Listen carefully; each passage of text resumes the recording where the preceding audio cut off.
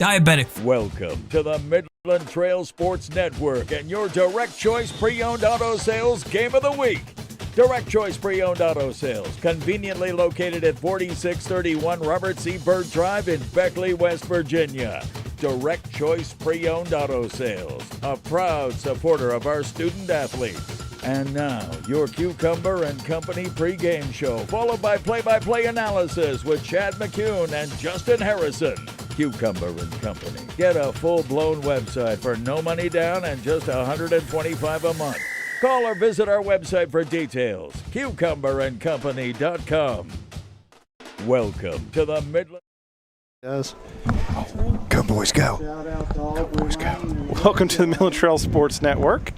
We're coming to you live from Hinton, West Virginia at Summers County High School in Garton Stadium as the Bobcats play host to your Midland Trail Patriots in already midway point of the season, week 5, as Midland Trail comes in 3-1, Summers County 0-3.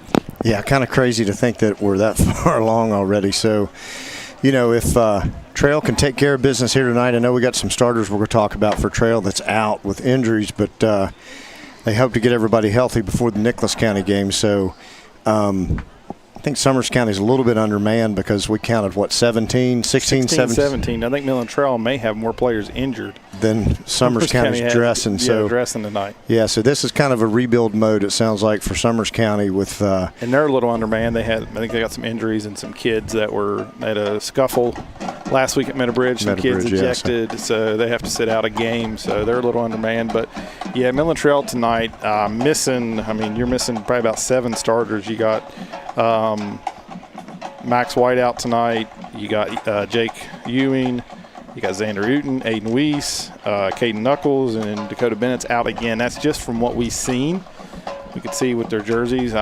Some dressed. I know the offensive line was a little bit of they've changed some things up on the offensive line. They moved Workman out to right tackle. Looks like Riker Wood's going to start at center. Cordell Brown was dressed, but he wasn't. I know he got banged up too. He was dressed, but he wasn't in during the pregame festivities on the starting line. So we'll see. Like I said, I think some of it could be a little precaution. I know you don't want to overlook your opponent, but it's probably an opponent that you can at least mix that lineup a little bit and try to get some different continuity going to try to let some of those guys, get used to playing in some other positions. So hopefully, like you said, it won't cost them as far as the result on the field, because you got to think they're in pretty decent shape to take care of things, but you never know what's going to happen. So we're going to one of the few rivalry games Trail's got left. So as we get to the national anthem, we'll do the national anthem real quick. Rick's going to flip the camera around, and we'll be right back after the national anthem.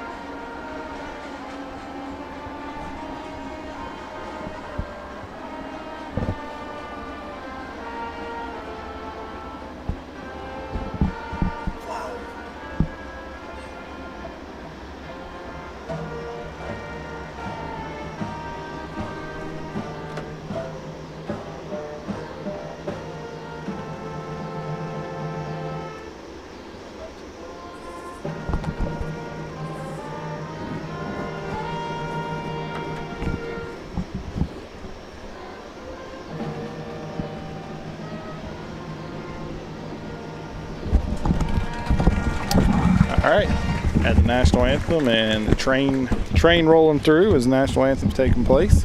So Midland Trail dropped their first game of the season last week at Chapmanville, dropping to get 49-7, which they just kind of got outmanned really well. Can't say from getting in because they got to stop. They got to turnover on downs in the first drive, but offensively really just couldn't get much moving. They were down.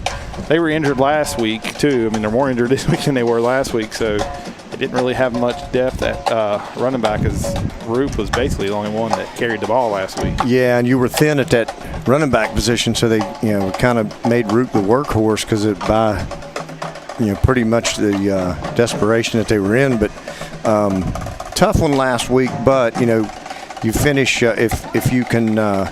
If you could take care of business here and end up, halfway through the season like we talked about, 4-1. and you're 4-1, if you can end the season at 8-2 or something, you take it all day long. But something different about this game, Trail kind of handled these guys somewhat at Trail last week or last year. They won at home last year, 46-20. It's a little bit tight starting out, and then they kind of pulled away and took care of it. But the big difference in last year and this year is that Summers County was only single A last year, so you didn't get the points that now this year they're back to double A, so they're in the same classification with Trail. Yeah, so that helps. What really hurt them last year. I mean, could have been the difference. They were able to get that game at Lincoln County last year, right, making the playoffs and not making the playoffs. Yeah, and you really just tonight you just want to come over here. You expected to take care of business. That's what you need to do. Try to get out without any more injuries. You kind of would like to get up a little bit early and maybe get those players get as many of those guys as you can. Yeah. Playing time that are younger and get some rest for the starters, like you said, and then get that continuity built because you got a big one looming next week, and you don't want to look ahead at the Nicholas County thing, but they've got they got the week off this week, so they're off tonight. They got the bye week. Like I said, midway point, if you can come out tonight 4-1, you got Nicholas County next week at home. That game kind of looming large because you got your bye week afterwards to maybe try to get a little more healthier. But I mean, if you can get in that bye week at 5-1, that would be huge for that last 4-game stretch because your last 4 games, you got 2 on the road and 2 at home to in the season. Well, so really that's the point. Your last 5 games after tonight, you got 3 at home, 2 on the road, so you feel good about being at home for a lot of those games. Right. And not really more long. You got to go to James Monroe. Right. It's going to be the longest trip, really. So, yeah. So they'll definitely want to. It's been really dry, and they hadn't had a lot of rain over here like we got around Hyco and Oak Hill and stuff. That didn't really make it this far. They've just got a little bit of rain. So this field's not in the best shape. You kind of get used to turf. First time this year we haven't seen turf. Right. Yeah, you've been on turf the whole time, so you got to wonder how that'll affect a little bit of the wideout play and stuff. If that'll, as far as changing that stuff, because the grass kind of high on the sides, but then more bare in the middle. So, but it'll be interesting to see how it all shakes out as far as who Trail rolls out there to start the game at some of these positions where the injuries are. But I think you kind of like Trail's chances as far as this goes, like we said, Summers County in a little bit of a rebuild mode and stuff this year, and trying to find their way. So, and we've mentioned it, like we'd like to see it get going. Is maybe we can work on that passing game a little bit tonight. Dickerson got a little bit comfortable near the end of the season or end of the game last week against maybe some backups for Chapmanville. Well, was able to get one in the end zone, so maybe he can keep that rolling tonight. And said you got a Nicholas defense that doesn't cover the pass very well next week. So if maybe you could, because I watched their game against Lincoln, the quarterback for Lincoln threw for almost 400 yards. Right. Yeah. I was going to say, they put up some big numbers, and that Nicholas game, that's another one of those triple A's that's on your schedule. So Chapmanville last week, 1 or 2 of those. Right. Chapmanville last week didn't really hurt you that much. You went from number 3 ranking to number 10. Yeah. But you got a chance to climb back up, and the Nicholas County game would go a long way. So like you said, that this was a big one. This will be a big one to kind of get their momentum picked back up from where they left off and what they lost last week. So all right, so we're about 8 minutes from kick here. We're going to take a quick break, and we're going to come back with the Cucumber and Company pregame show and look a little bit more at tonight's game, and kind of look around the area at some area games already going on. Look at some. Like we always like to look at the teams that we play or will play and see how they are coming along. But we'll be right back after these commercials here on the Midland Trail Sports Network. When it comes to vaping, the truth can get clouded. So let's make it clear. Vaping is not safe for youth. Because vaping can put microscopic particles into your lungs. And dangerous things like metals into your body. And nicotine, which can harm a person's brain development through their mid-20s. With appealing flavors, high nicotine levels, and lots of promotion on social media. Many kids think vaping is harmless, but it's not. So talk to your kids about the risks of vaping. Because when you talk, they hear you. Church, where we can learn together, worship together as we do life together with the direction of God. Lighthouse Worship Center, 1175 Smales Branch Road in Hyco. Call 304-658-3370. A proud supporter of Midland Trail Athletics. Southern Sons Demolition and Lawn is a proud sponsor of the Midland Trail Patriots. Southern Sons offer a variety of outdoor services such as excavation, lawn care and landscaping, tree removal, material deliveries such as mulch, stone, sand, and more. Serving Fayette, Nicholas, and Raleigh counties. Licensed and insured. Choose Southern Sons to bring out the potential for your outdoor oasis. Give us a call at 304-575-0050 or 304-658-8182. Be sure to like us on Facebook. Southern Sons, a proud supporter of your Midland Trail Patriots. Raynell Medical Center proudly offers school-based health and behavior health in many of our area schools. If you or your child needs health care or counseling services, please give us a call for more information. Raynell Medical Center, excellent health care right at home. Direct Choice Pre-Owned Auto Sales is a proud supporter of all of our area middle school and high school athletics. Direct Choice keeps a huge selection of cars, trucks, and SUVs with some of the best prices in southern West Virginia. Credit problems are no problem. We have several lenders for your financing needs. Direct Choice Pre-Owned Auto Sales, 4631 Robert C. Byrd Drive, Beckley. Or shop 24/7 at directchoicewv.com. Direct Choice Pre-Owned Auto Sales and your student athletics. A winning combination. We all make choices about alcohol. Kids make choices whether to drink or not. Bye, Dad. Bye-bye. Remember, I'm going to Alex's party tonight and sleeping over. Have fun. Hey, remind me about that party again? And adults make choices whether to talk about it. That's true of parents and every other trusted adult in a kid's life. Kids want to know our expectations, and they want honest answers in everyday conversations. So talk with your kids and help lead them on a positive path. Because when you talk, they hear you. At the Cassis Dental Center, we believe in the total health solution. It doesn't matter whether you have a disease state or a healthy state. We're going to do our very best to diagnose everything that you need to have done. If necessary, we can use our 3D capability. One of the best services we offer at Cassis Dental Center is to control anxiety.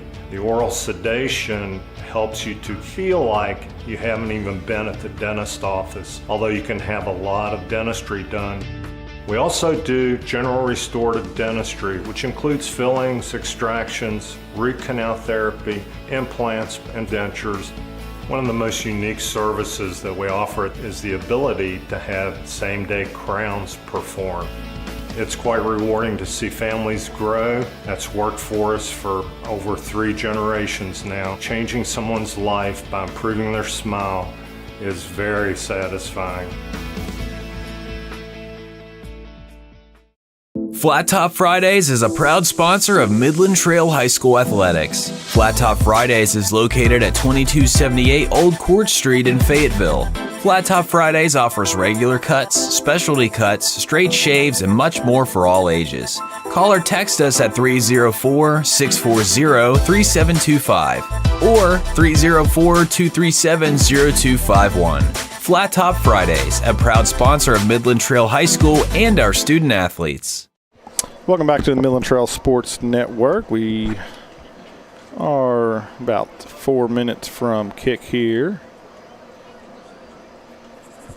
Between the Summers County Bobcats and the Midland Trail Patriots in the Direct Choice Pre-Owned Auto Sales Game of the Week. We're going to go around preview tonight's games in the area and some other games from teams on Midland Trail schedule.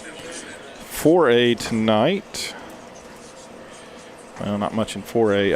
Oak Hill, 4A, number 7 in 4A, taking on number 4 in AAA. Greenbrier East, big matchup over in Ronsford. Princeton taking on Graham. Going down AAA, Pikeview and Shady Spring. Move, or that is, 4 Greenbrier East. At Wyoming East and Mingo Central. Chapmanville already up on Williamstown 7-0. 7-0. James Monroe taking on Narrows, Virginia tonight. County up on Braxton County. Is set to take the field.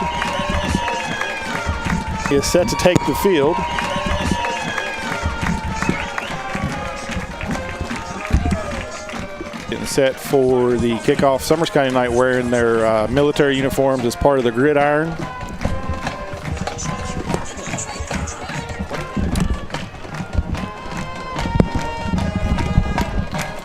Summers County wearing their gridiron uniforms tonight. So we tried to get clarification. A lot of times when teams wear these uniforms, the numbers don't match up with what they normally wear. So we hopefully they're pretty accurate tonight. We tried to ask some people around here, but we didn't get. Most people weren't sure.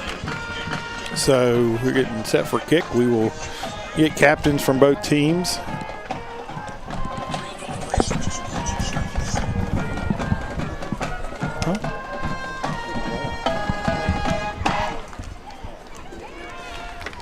Be wary, the camera may have a little bit of a glare tonight, the way we're setting up right across from the lights, so could be a little bit of a glare tonight on the picture. And there is a lot of smoke from the hibachi food truck as well. Captains tonight. I don't know. Well, is that where it's coming from? I thought it was coming out of the National Guard tunnel. I think they got a smoke machine. Did they have a smoke machine down there? Some of it's dust, some of it's smoke machine, and some of it's hibachi grill food truck. Captains for Summers County, number 12, Braxton Lambert. Number 61 is Braden Cozart. Number 52 is Seth Witt. Number 6, Eli Franklin. Captains for Midland Trail tonight are, I believe, Ben Keeney, Aiden Foster, and I can't see the other two. I believe 44 is out there.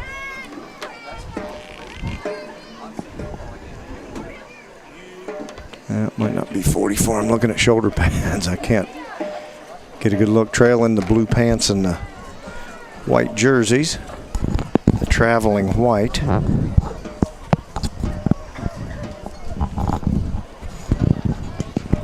Yeah, I think it may be Cash Barnhouse and Zaylen Johns, I believe. Refs explaining probably using a commemorative coin tonight for National Guard. Toss made.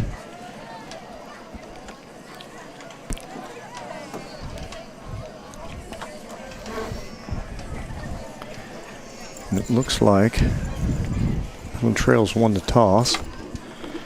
And they are electing to. They've deferred all season when they've won the toss.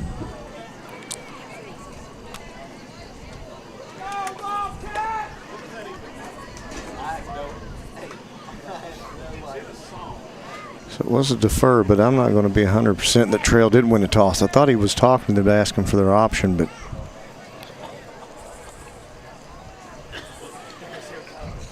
turn to the gun zones here that they want to defend. Bobcats be receiving the ball to start the game. We're going to try to switch internets because the internet has started to go down here without losing our signal. Yeah, Dustin mentioned, he said, I can't believe you guys are able to stream with that. And he said maybe they just slow it down for me when I'm using it, but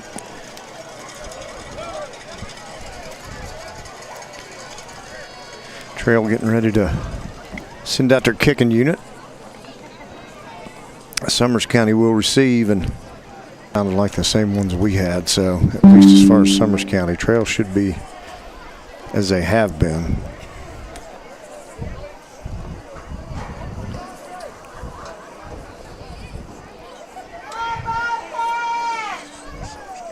Yeah, so I believe switching internets did fix the issue. So we are set for kick. Of course, I don't have a 44 on. I don't either. I was going to ask you who you have because That's almost false started there on his kick, but he got it. Good grounder. Taken by, I believe, Franklin. Yeah, we brought down 15. about the 22. All right, so good job on good job by Summers County to field that thing because it was coming in hot. Yeah, we'll have to They get block that ball a first name on and 10 that on the kicker there. 23-yard line. Swafford's been handling duties with Bennett out, and we don't have a 44 on the. Yeah, I'm not sure who. Somebody maybe will send us a nugget of info on. Levi Shrewsbury was the kicker there. All right, so we got a Shrewsbury. All right, so 1st and 10 for Summers. Gonna hand it off to, I believe that was Lambert. Yeah, I'm trying to get a number of these. And a 3 by the Bobcats, bring up 2nd down. What is he, number 12? Yep, number 12. Okay, I was going to say I can barely see. He's get about 3. That's try that. They're going to test that trail center of that defense where they're missing some starters. Trying to get the edge there, but There is there a is a flag on the play. Usually where you get a hold, and it looks like that's what it is. Be on the offense, so.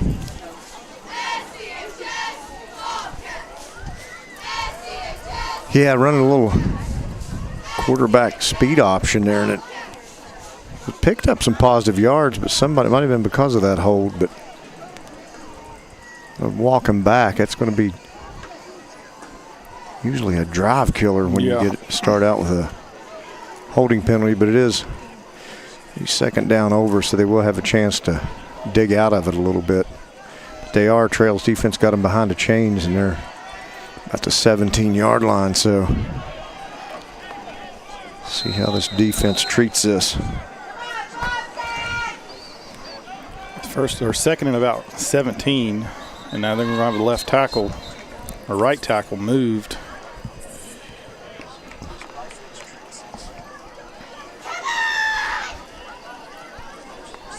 It's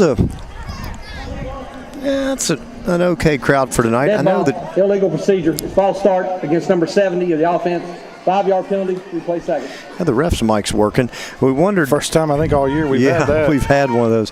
It looks like the clouds are kind of staying away. It's cleared off a little bit, so we saw the sun hitting the edge of the ridges here in the river valley just a few minutes ago, but darkness has fallen on Garton Stadium now, but it's a nice night. I don't know how many folks stayed away because they thought it might rain, but it looks like Summers County has 17 players draft. Franklin dropped back to pass, throws it, and it's a good route by the receiver. He's going to pick up about 10 there. Number 0. 0 is Ryland Tabor. So it's going to set up a 3rd and a lot more manageable. About 3rd and 13. Like I said, we've been spoiled all year by these turf fields. You get on a grass field and it feels like we're back in 1994. Yeah, at least it does have fresh paint for the numbers, and you can see the hash marks pretty good right now. We'll see how they hold up. Franklin dropped back to pass again. He's going. He's got his man, but it goes right through his hands. Wow, he was dealing because that was a good-looking ball he threw, and it actually should have been caught. Lucas Hare was the intended receiver there. Hey, don't forget you can watch us on on YouTube Live. Justin, tell them how to get to that. You can go to Midland Trail Sports Network on YouTube, and that is the channel, and you can watch on there as well as Facebook. So, yeah, pitch up on the big screen on YouTube Live, Midland Trail Sports Network. I thought Lucas Hare graduated from Trail a couple years ago. That kid's got some good size. He's only a freshman. Yeah, he's a good-looking receiver that – oh, goodness. I believe it was tipped. So yeah, you're hoping it got a hand on it.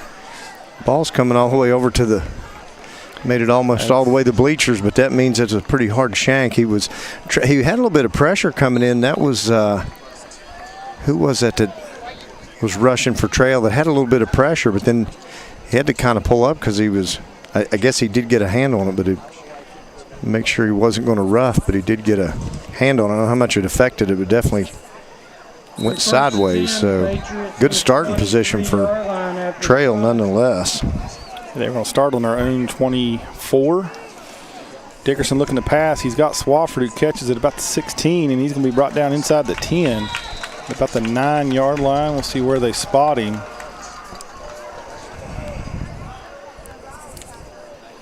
Pass complete. Having a little bit of technical difficulties with our scoreboard tonight. It is not wanting to sync up, so we'll keep you updated. They give it to Roop, and he drags his man inside the 5, still on his feet. Churning down to about the 1, so it'll be 2nd and goal from the 1. Yeah, Roop did a good job like he's done at initial contact, and he just kind of powers through it, so nothing fancy there. Touchdown. Roop with that 1-yard plunge for the touchdown. So 3 plays later, Midland Trail's on the scoreboard. Yeah, they gave him 9:29 to go here in the first quarter. Might have gave him a little bit too good a starting position there. So looks like Trail is going to line up to kick. This PAT.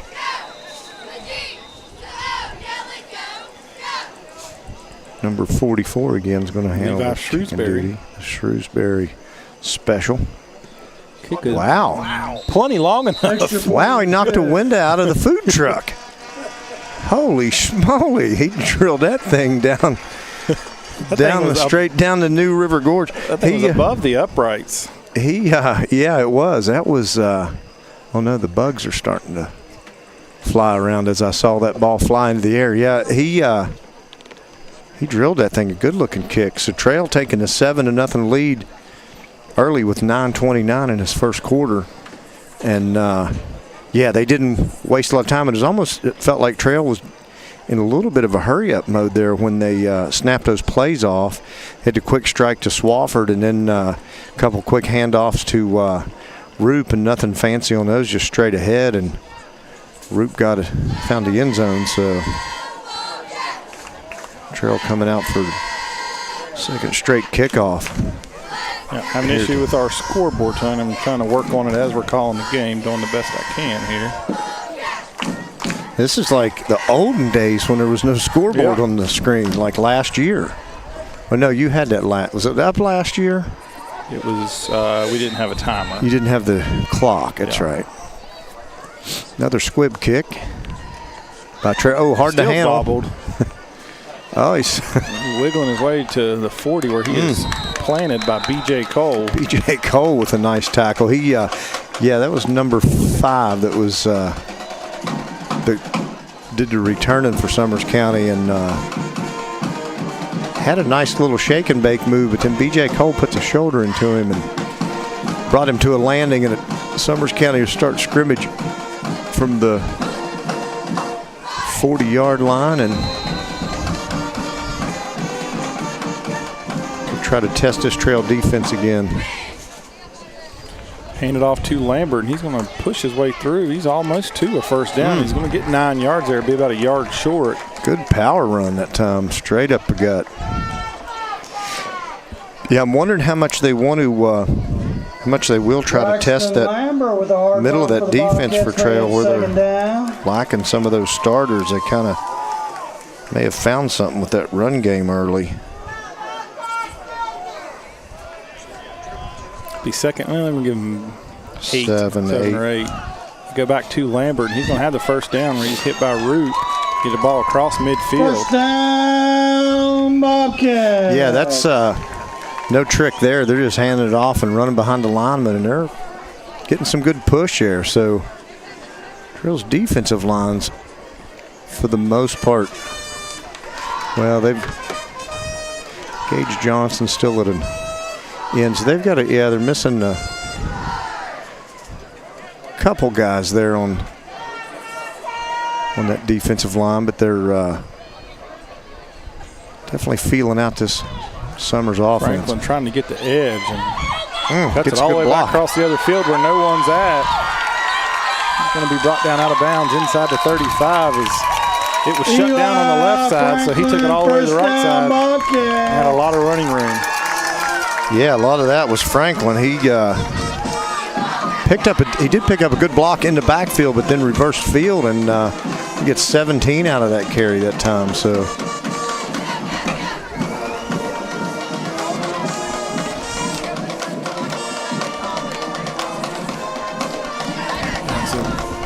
Summers County got a nice drive going here with 7:57 to go. They trail 7-0.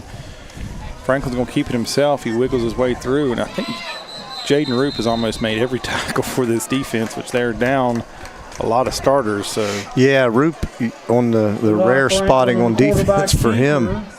He's got that speed and quickness to kind of get all over the field. So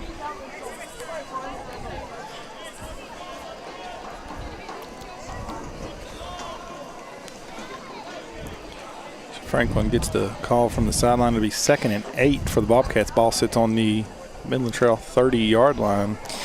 Yeah, and Franklin, I think he's a big part of this run game, it looks like. At least he is early. Pistol formation. He's going to split 2 receivers to his left.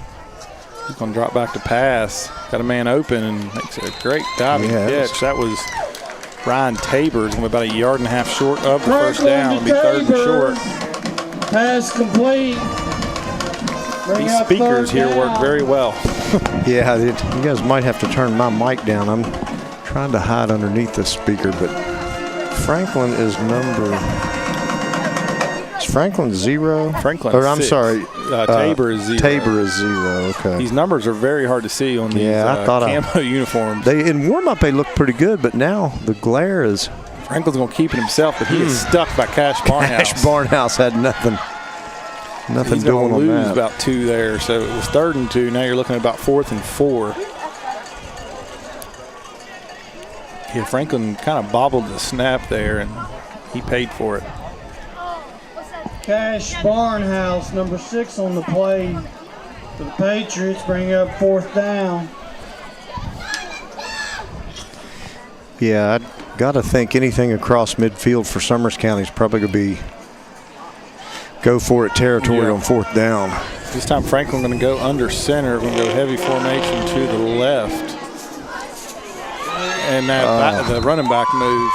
That's not going to help the cause any, but they moved the ball pretty well, so kind of found something in that running game. But in the passing game, that's got to be on the running back. It looked like he was moving, but I don't think he was in motion. He stepped forward. He was already set, but looks like they're going to call it on Midland Trail. On that on trail where they ended. Number 10 White. Roop was a little too anxious, I guess, and got into neutral zone before they snapped it. And I thought the running back may have moved first, but maybe Roop coming across drew the running back. Yes, that's be 1st and 10 at the 21-yard line. Pitches it out to Lambert. He cuts it back inside and gets down to about the 15-yard line. So he picks up about 6 there. It'll be 2nd and 4 here with 5:36 to go here in the first quarter. Midland Trail leads 7-0. Like I said, we're having more technical difficulties with our scoreboard.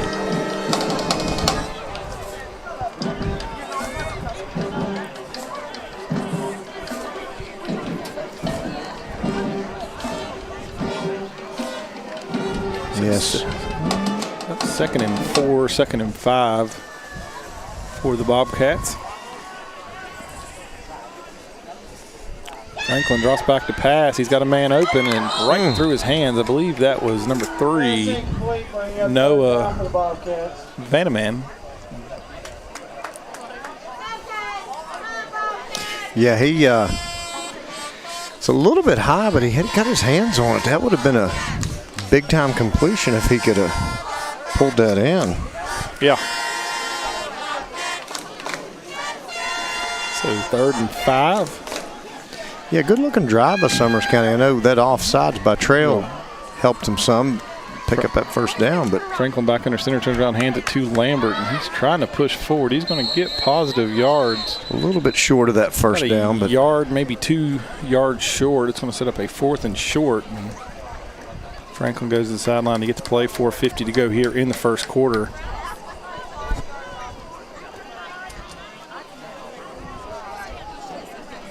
Yeah, this Trail defense trying to get familiar with each other.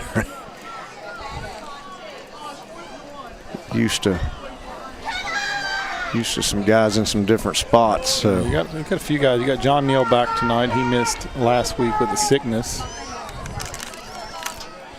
It's be fourth and a very long two, and Midland Trail jumped again. Goodness. It'll be the second straight first down they've helped them pick up. An offsides, but wasn't it? They just got set. They weren't even close to going. Right. I didn't. Yeah, they. And that's going to draw a timeout. Red ball. Encroachment. 0 white. 5-yard penalty. So with that timeout, we're going to take a quick timeout with 4:17 to go here in the first quarter. Midland Trail leads 7-0. We'll be right back after these commercials. We all want our kids to grow up safe and healthy, so we show them how. And we tell them with honest conversations that let them know what we expect. That's especially important when it comes to alcohol and other drugs. Kids need to know the dangers and how to avoid them. And when it comes to pain medications, opioids, they need to know that they should never be taken without a prescription and never shared with friends or family. It's dangerous and illegal. So talk with your kids, because when you talk, they hear you. We all want our kids to grow up safe and healthy, so we show them how, and we tell them with honest All right, welcome back to Midland Trail Sports Network. It'll be first and goal for the Bobcats. Ball is sitting at the 7-yard line, it looks maybe. Yeah, about to six and a half. About the 6-yard line. Franklin brings Tabor in motion, hands it off to him. Tries to cut back inside, and he's going to be brought down maybe for a loss. Looks like Roop and Cole in on the tackle there. Yeah, they did a good job stringing that out that time, so I'm going to say loss of about 2, it looks like.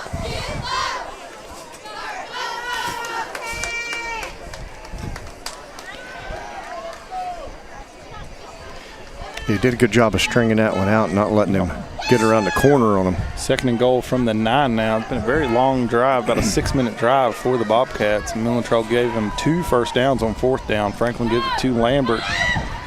He is tackled there by Roop again. He's going to be...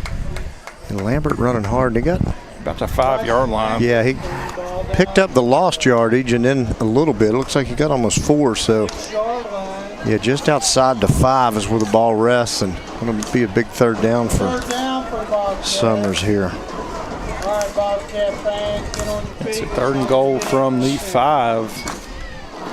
See what been mixing a little bit of that pistol formation and going under center.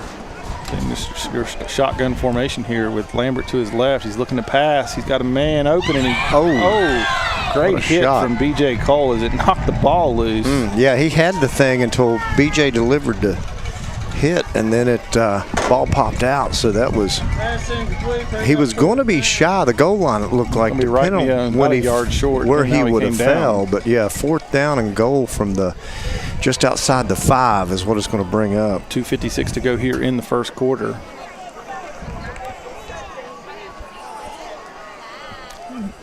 Franklin's go back to that shotgun formation. He's got 2 receivers to both sides. Franklin drops back to pass. He's got a man over in the corner. It's picked off by Swafford, and he's got a lot of running room in front of him. He got great ball. Oh, too good of a block. That's a drag, So we're not even going to get too excited. That flag. And it was 2 blocks that didn't need to be made. Yeah, Swafford had him outran, and somebody made a two blindside blocks. I don't know if the second one was a blindside. I don't know if the first one was a block in the back or a blindside. Yeah, that first of all was probably a pass that he probably shouldn't have thrown out there, and then once Swafford got his hands on it, I think we all knew that nobody was going to catch him. And so he really didn't need anybody to block for him. Didn't need any help at all. He had plenty of running room with his speed. And I think Rick might have been able to return that for. So it's still going to be Midland Trail ball, but instead of it being 13-0 right now, you're going to have 1st and 10 probably all the way back inside your own 20. I believe the initial flag was around the 30-yard line. Yeah, because it would have been in, everybody was retreating from that Summers County backfield to try to play defense. And Franklin, if he gets a little more air under that ball, he's got his man open. I was going to say, they had a good play on. Yeah, that was, I thought it was going to go for a touchdown, and then Swafford did a good job to step in front of it. Just waiting for the call from the official. We know what they are. Yeah, that. Block in the back. Number 10, White, on the return. 10-yard penalty from the spot.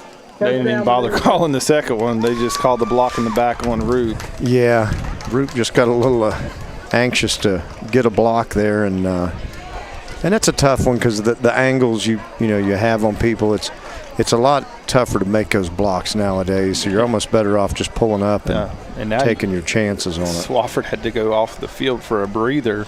Yeah, right now he's wore out. He just ran 100 yards and they give it to Johns, and he's trying to get the edge. He's got a few good blocks.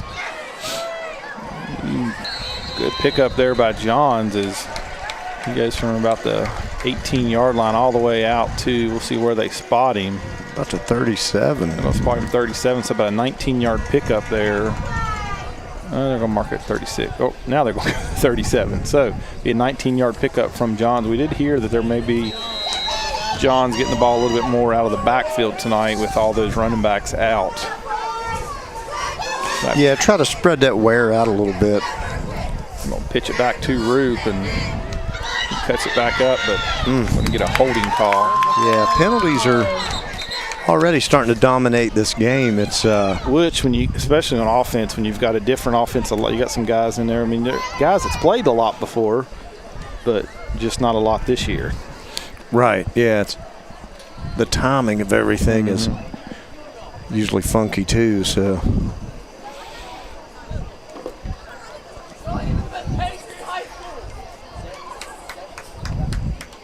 Holding, number 58, White. 10-yard penalty from line of scrimmage. So that one goes on your most experienced lineman there on Kramer. Yeah, that's kind of unlike Kramer to get a holding penalty. I think he had good positioning, and once Roop cut it back, the defender went and kind of got those hands. When the official can see those hands, keep them inside. But when the defender goes inside like that, Dickerson looking to pass. He throws it to Johns, and he breaks a tackle up across the 40. He slung around, still technically on his feet. It's still up. So it finally went down. Did blow him dead there, but got the penalty yardage back and then some, so that worked out pretty good. Summers got a guy shaking up over here, it looks so like. He picks up. Let's see where they're going to spot him. They're going to spot him on the 44.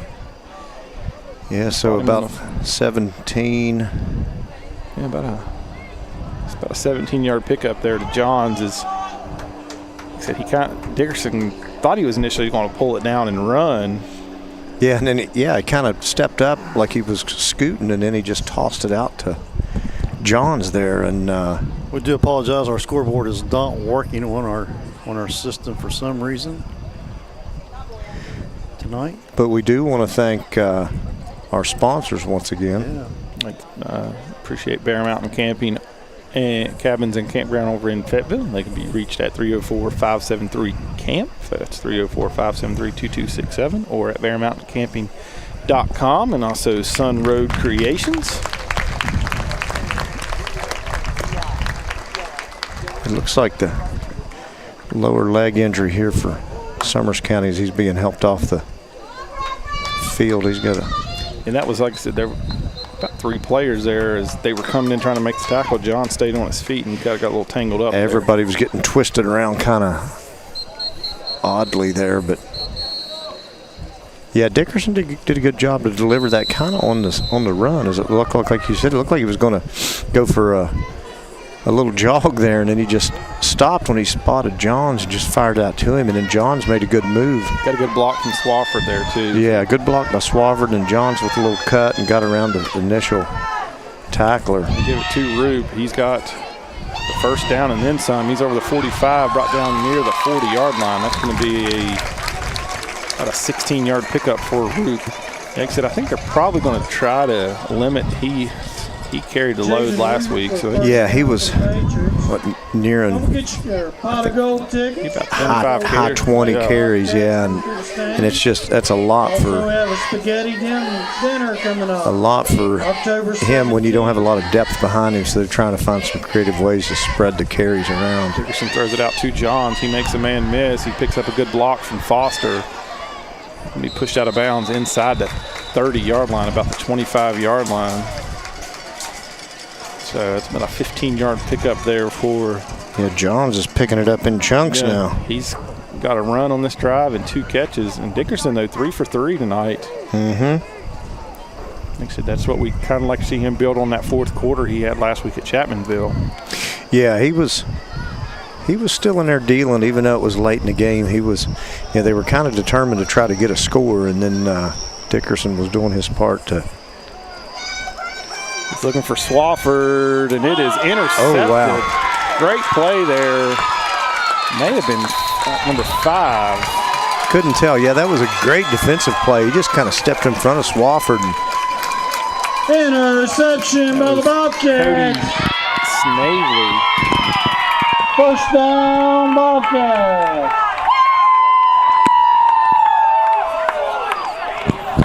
Yeah, when the ball is in the air like that and Swafford's downfield and it's going to him, you almost expect him with his hands to try to. Yeah. He's usually going to come up with it most of the time. You kind of think it's how it's going to end up, but that was just a great defensive play. So Summers County kind of dodges a bullet. Not only did they take the 6 off the board from the pick 6 that Swafford had, they steal a reception from him. That penalty becomes even more painful there. Yeah, that's.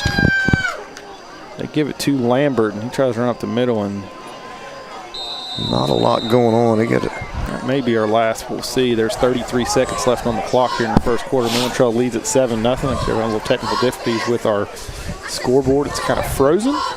But, when last time we came to Summers County, we had audio issues. So. Right. What's next? I'll tell you, the only bright spot for this drive for Trail, if there is one, or for this for that turnover, is that it's deep in Summers County's deep in their own territory, so it was probably better than a punt you would have got off if you'd got stopped, but you were moving the ball, so you hate to turn it over. They're not going to get another playoff. That will do it for the first quarter, as after one, Midland Trail leads Summers County 7-0. We will be right back after these commercials. Lighthouse Worship Center is a proud sponsor of Midland Trail Middle School and high school football and all of our student athletes. Lighthouse Worship Center, a Bible-based, Bible-believing church where we can learn together, worship together as we do life together with the direction of God. Lighthouse Worship Center, 1175 Smales Branch Road in Hyco. Call 304-658-3370. A proud supporter of Midland Trail Athletics. Direct Choice Pre-Owned Auto Sales is a proud supporter of all of our area middle school and high school athletics. Direct Choice keeps a huge selection of cars, trucks, and SUVs with some of the best prices in southern West Virginia.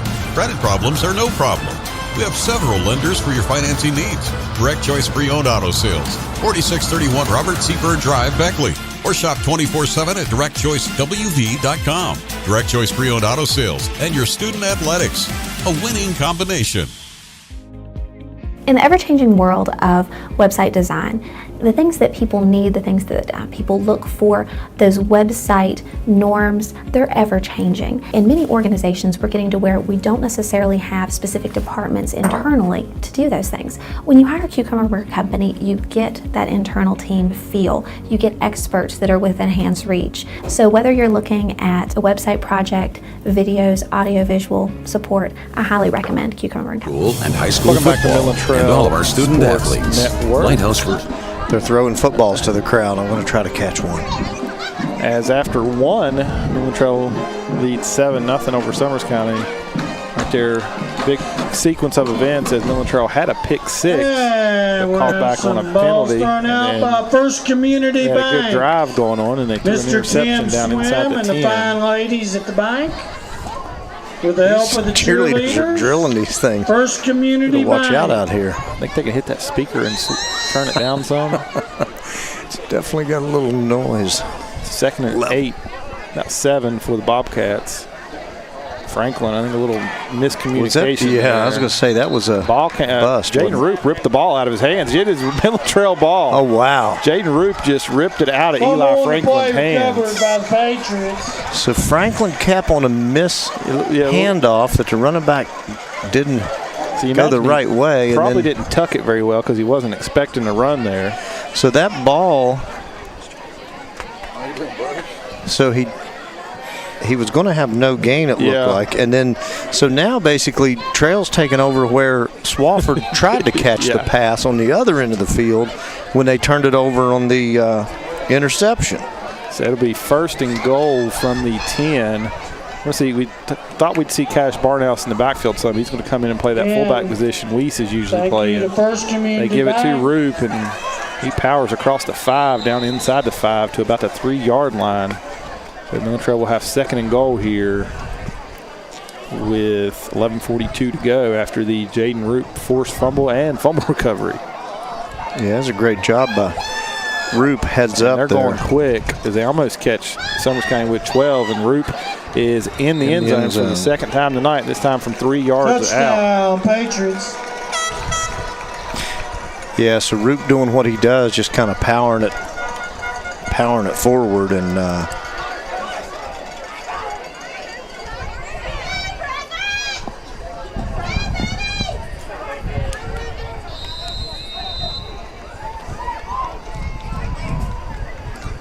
gets in for his 2nd touchdown. See what Shrewsbury does on his 2nd kick. May go on top of this building. It's low, but it about put a hole in that building. He hit the market banner. Burgers, pizza, salad, sandwiches, and dessert. No free advertising. But it's only 3 miles away, and that's where our guy and his family went for dinner tonight. Oh, that was where they went. So Jaden Roop from 3 yards out gets his 2nd touchdown to make it 14-0 here in the 2nd quarter, all set up by the Jaden Roop forced fumble. Yeah, that fumble recovery. Yeah, so turnovers. County Lady Bobcat cheerleaders. Turnovers weren't a problem last week for either team, but yeah, we didn't have a turnover last week. Ellie Bridwell. Different story so far early in this game. Roberts, Ellie Meadows, Sydney Earhart. So Summers County will be set to receive. J.C. Snavely, Abigail Shepard, Levi Shrewsbury set to kick. Lauren Child, Jalen Boone, Candace Nolan, Tasha Knack, Ellie Kozort, Cambry Cooper, Ava Meadows, Allie Farley. So Shrewsbury set to kick. Coach Karen Hostetler. Little squibber. Still on the ground. And Midland Trail may have recovered it. Should have, because they had 2 guys with a free shot at it. And Midland Trail does recover. So turnover bug keeps happening, and it's unfortunately fallen on Summers County side here lately with 2 in a row. Was it touched originally, or just did it go sideways? It looked like it swiped him, and he was trying to get a hold of it, but it was like a bar of soap, and it just took off. And then he had 2 Trail players. I'm not sure who that was that initially tried to get it, and then I couldn't tell who came up with it. But good job, Trail, with excellent starting position here inside Summers County's 30-yard line. So Dickerson dropping back to pass. He steps up in the pocket, and he's going to keep it himself, and he gets it inside the 25-yard line, though, about to 23. So nice little, about 5. Nice little fake by Dickerson as he kind of pump faked out to the right, then pulled it down and tucked it and went because he saw he had a little chance for some running room. And one thing on these kicks, I can't even find the ball as brown as that middle of the field is when he kicks that ball. I have no clue where it is. So it'll be 2nd and about 5 for Trail. Dickerson dropping back to pass again. He's got 8, and well, I don't know if he was going for Foster there, Gage. Johnson. I think he was going for Gage, and it was a little wide on Gage, and then Aiden Foster was coming back up the field toward it. So 2nd and completion for Dickerson, first one that no one's caught. That'll set up a 3rd and 5 for the Patriots. Ball sits at the Summers County 24 with 10:50 to go here in the 1st quarter. They go to Roop, and he's got a lot of running room. He kicks to the outside. He's got a good block, and that's going to be 6 for Roop from 24 yards out as he's got his hat trick less than 14 minutes into the ball game. Yeah, he's that one went from about 25 out, 24 yards out in the TD. So Roop not messing around touchdown Jaden Roop is what they call him. Was that Foster out there that got him a good block on the edge? Yeah, that kind of sprung him loose and kept that lane for him to run through, and then you pretty much knew he had it home free. So Shrewsbury's kick is now it's going on top. It is. And no the good. others. What? Called it no good. Oh, I think the ref just didn't see it. It was such a bullet. So that with 10:43 to go here in the first half, Midland Trail leads 20-0 after they've scored 2 touchdowns without Summers County getting the ball.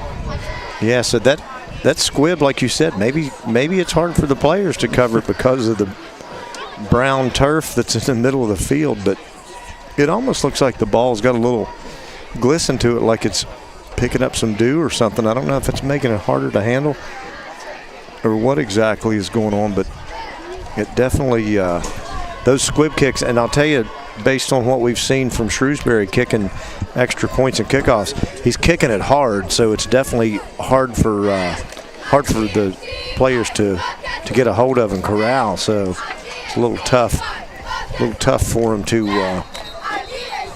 get a handle on. There's a flag, so we're coming back out. I'm not sure what's going on. Was this from the previous play? Yeah. Personal foul. Roughing the holder. Roughing the holder. Against the defense. That could be one of the latest penalties. Half a distance to go, free kick. I thought they were coming out to kick it off, and then they decided there was a. Did they throw the flag and not address it right away? I don't know. They called it roughing the passer on the, or roughing the holder. Roughing the holder, yeah. Which is, who is the? It's Jet Ford. That's Jet Ford that's holding. So Shrewsbury, that get another chance here, to make him in. Summers County jumped, I believe. You may go for 2 now if you're going to get half that distance. But you're probably at the 1 now. You went from the 4 to the 2. Now you're at the 1. Dead ball. So we'll see. Encroachment, number 5 of the defense. Half a distance to go, free kick. Yeah, they're trying to get a jump on it so they can see if they can block it. And I think it's where that rough came from. Yeah, they are going to go for 2 now. So Jeremy's going to bring the offense out. I don't know why not. Yeah, you're from the 1. I mean, I'm probably going to turn around and hand it off to number 10. Right. You might as well try to see if you can get your 2-point conversion offense some work while you're down here. Being that close, you'd like to. So they do give it to Roop, and he met got it. He met some good defense there. That was a stout hit, but he so he converts. So not only do you not, you thought you were not going to get your extra point, it was going to be 20. Now you end up with the very roughing. Late flag. You get a super late flag. You convert that no points into 2. And now you're sitting here 22-0 trail with 10:43 in the second quarter. So, so that worked out a little better than what you thought. But yeah, it might have been one of the latest flags we've ever seen.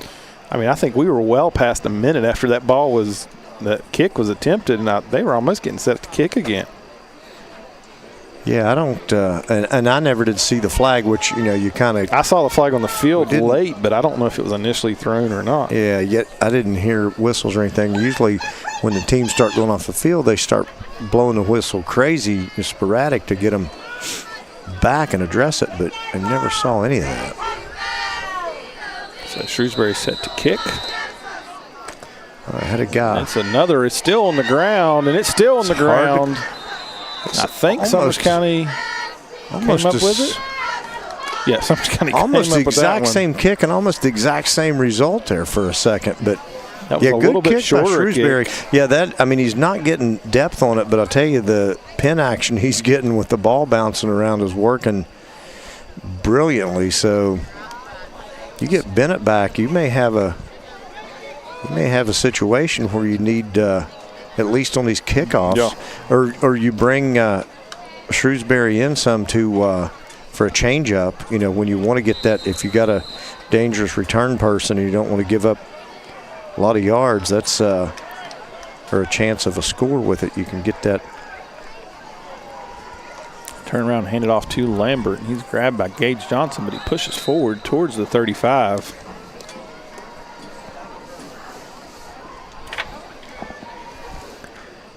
Yeah, they're going to give him. Give him a couple there. Yeah. Give him a solid long 2 yards.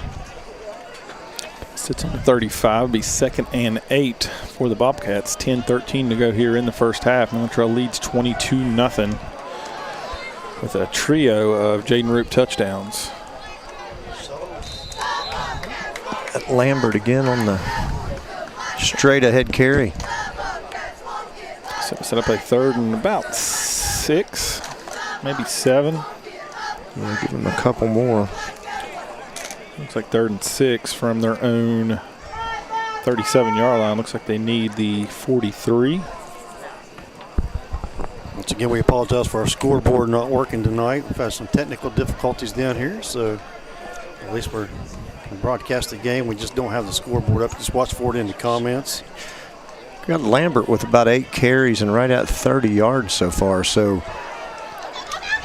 Franklin brings his man in motion. False start. I believe somebody was yeah, cutting up field or somebody moved early. Looked out of sync from the beginning that time. So now you're going to be back to Dead ball. 3rd and 6. So you're going to be looking about 3rd and 11. Number 70 of the offense. 5-yard penalty. Replay 3rd down. Ball's going to be spotted right about the original line of scrimmage, about a half-yard back. So we'll call it 3rd and 10 and then 3rd and 11. Franklin gets the play.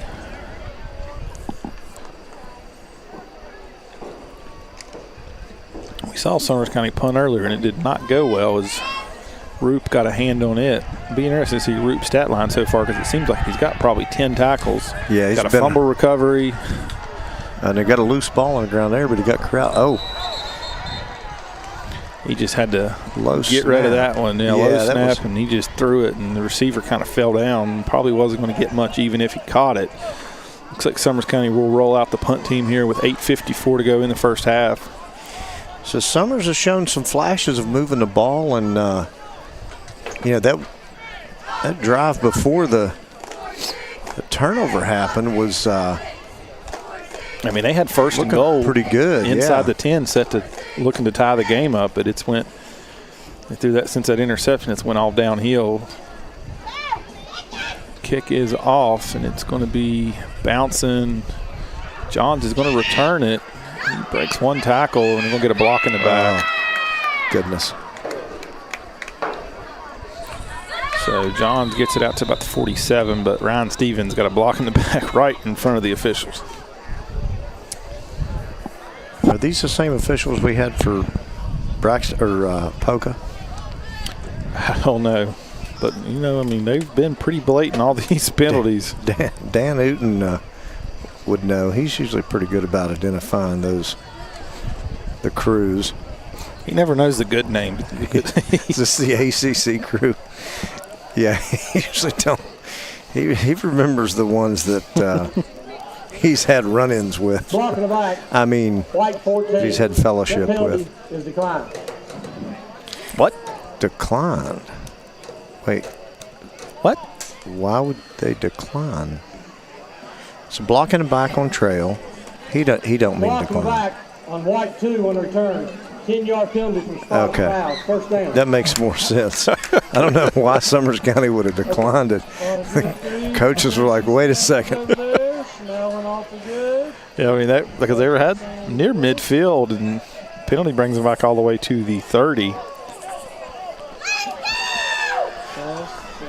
All right. So it'll be 1st and 10 for Midland Trail with 8:38 to go here in the first quarter. They lead 22-0. Ball on the Summers on their own 30. Is Summers County slated to get turf anytime soon? I don't know. This time they give it off to Barnhouse, and he gets it out to about the 33, 34-yard line. So give Barnhouse, see where they spot it. He had about 4, didn't he? His helmet came off, so he's going to come out for a minute. They're spotted 34, so a 4-yard pickup there for Barnhouse. I believe that's the first carry he's had this year. We haven't called his name much on offense. Yeah, it's good to see a Barnhouse in the backfield. This will be 2nd and 6 for Midland Trail. They're going to go trips to the right with Johns and Foster. Swafford lone man to the left. He's got Swafford open, and he got pulled. There it is. I was going to say late flags. He got turned on that one. That was probably not a bad penalty there because you saved a touchdown. Probably going to be a touchdown, yeah, because that little pause they gave him was just enough to break his stride and not let him get That'll be there. a first 15-yard penalty there, first down Midland Trail. But like I said, it takes 6 points off the board because he made one little move and he had his man beat, and he knew it. So he's like, well, probably about my only chance here. What do you yelled at either way? But let's go ahead and grab him. Maybe they won't see it. Initially thought they weren't going to see it because it was a little bit later. Right, later. But these refs throw later flags, as we saw in the extra point. Kind of neat with these food trucks and stuff, how they're kind of creating a little bit of atmosphere. It's not a capacity crowd by any means, but it's kind of neat to see that. You said they had that going on Saturday. Yeah, we were down here for Little too. League, and they had basically about these same trucks. You got 4 trucks. Number 5, 10-yard penalty from the line of scrimmage. Result, first down. To me, that shouldn't be a holding. That's because the ball was already in the air. Right, so man, only a 5-yard difference on the penalty. Right, but yeah, that's interesting. They went with that, but nonetheless, 1st and 10 for Trail from about the 44-yard line. Pitches it back to Roop, and he cuts it across the field, and he's got the first down still on his feet. Roop does not like to go down against on the 40-yard line, so a 16-yard gain there for Roop. I think these food trucks heard you were coming down and like, well, we can make some money off him. They, if I can get Rick to go back down there, we'll put in an order. Well, did he open a tab on the hibachi guy doesn't need to do any advertising. The smell it drifts. Yeah, there's a light breeze and it's pulling it this way, so it is definitely that good 16-ounce steak wasn't enough before the game. Now that was 2 8-ounce steaks, wasn't it? I cut it in half. Whatever you tell yourself to sleep at night. Foster's open. Got all kinds of time. Foster's still open. He hasn't seen him yet. And he throws it back to Johns, and he's across the 25-20. He's got one man to beat. Cuts it back inside 5. End zone, Zaylen Johns from 40 yards out. That play took a long time to develop. But Aiden Foster's working hard on the blocks and making things happen. But yeah, Johns with a nifty little run as he crossed the field and zigzagged back and forth. And I think he was trying to decide when he got to about the 15, do I have enough speed to beat him on the sideline? And I think he ultimately decided against it. Cut it up inside and goes in the end zone from 40 yards out. Yeah, that was good run by Johns, and Shrewsbury pitch and catch. Point after attempt is off the off the field goal post and no good. He's driving it no matter what. The field goal post left shaking, but yeah, the accuracy's got to hone in a little bit, but he's definitely got the leg strength. There's no question about that. So it's that makes it 28-0 with 7:02 to go here in the first half. 40-yard touchdown pass from Dickerson to Johns that I think took about from snap to pass was about 10 seconds. Yeah, Dickerson had a good time. He was looking to roll, kind of rolled around in the pocket some, and then decided to kind of get outside a little bit, and then he was able to spot Johns, who he just kind of squatted down there coming across the middle and found an open hole in the defense, and then kind of did the rest himself with a little help from Foster downfield, and Trail is starting to find something now. That 2-point conversion helping him out with this missed PAT. Evens out. Keeping him at 28-0 with 7:02 in this second quarter.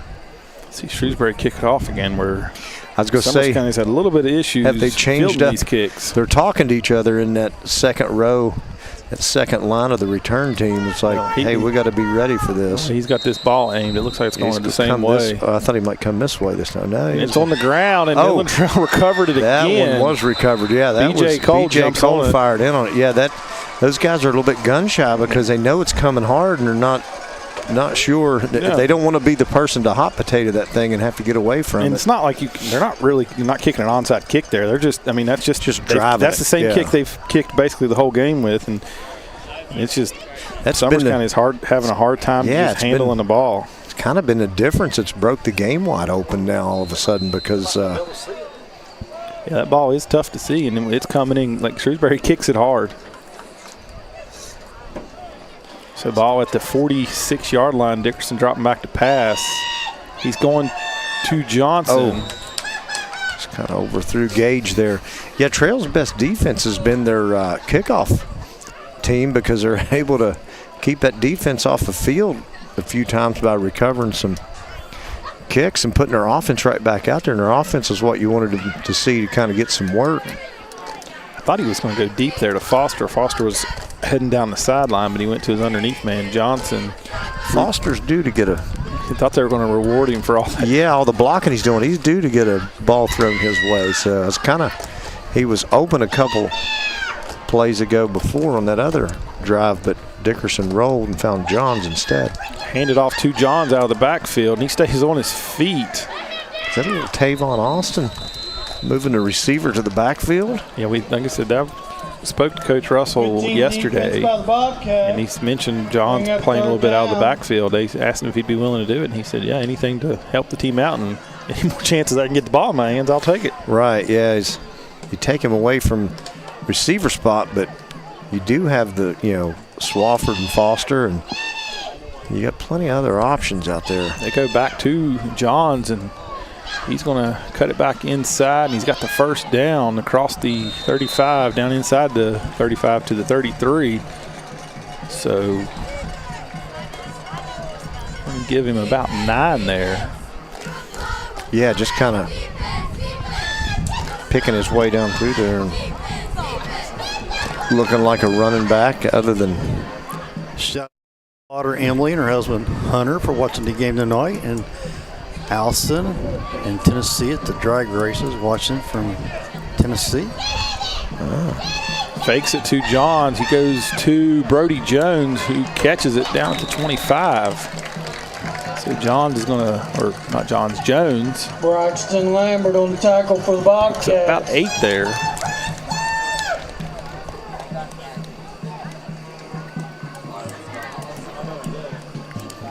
I believe that may be Brody Jones' first catch of the year. Yeah, I think I was going to say, I want to say that's his first offensive catch. He had that interception.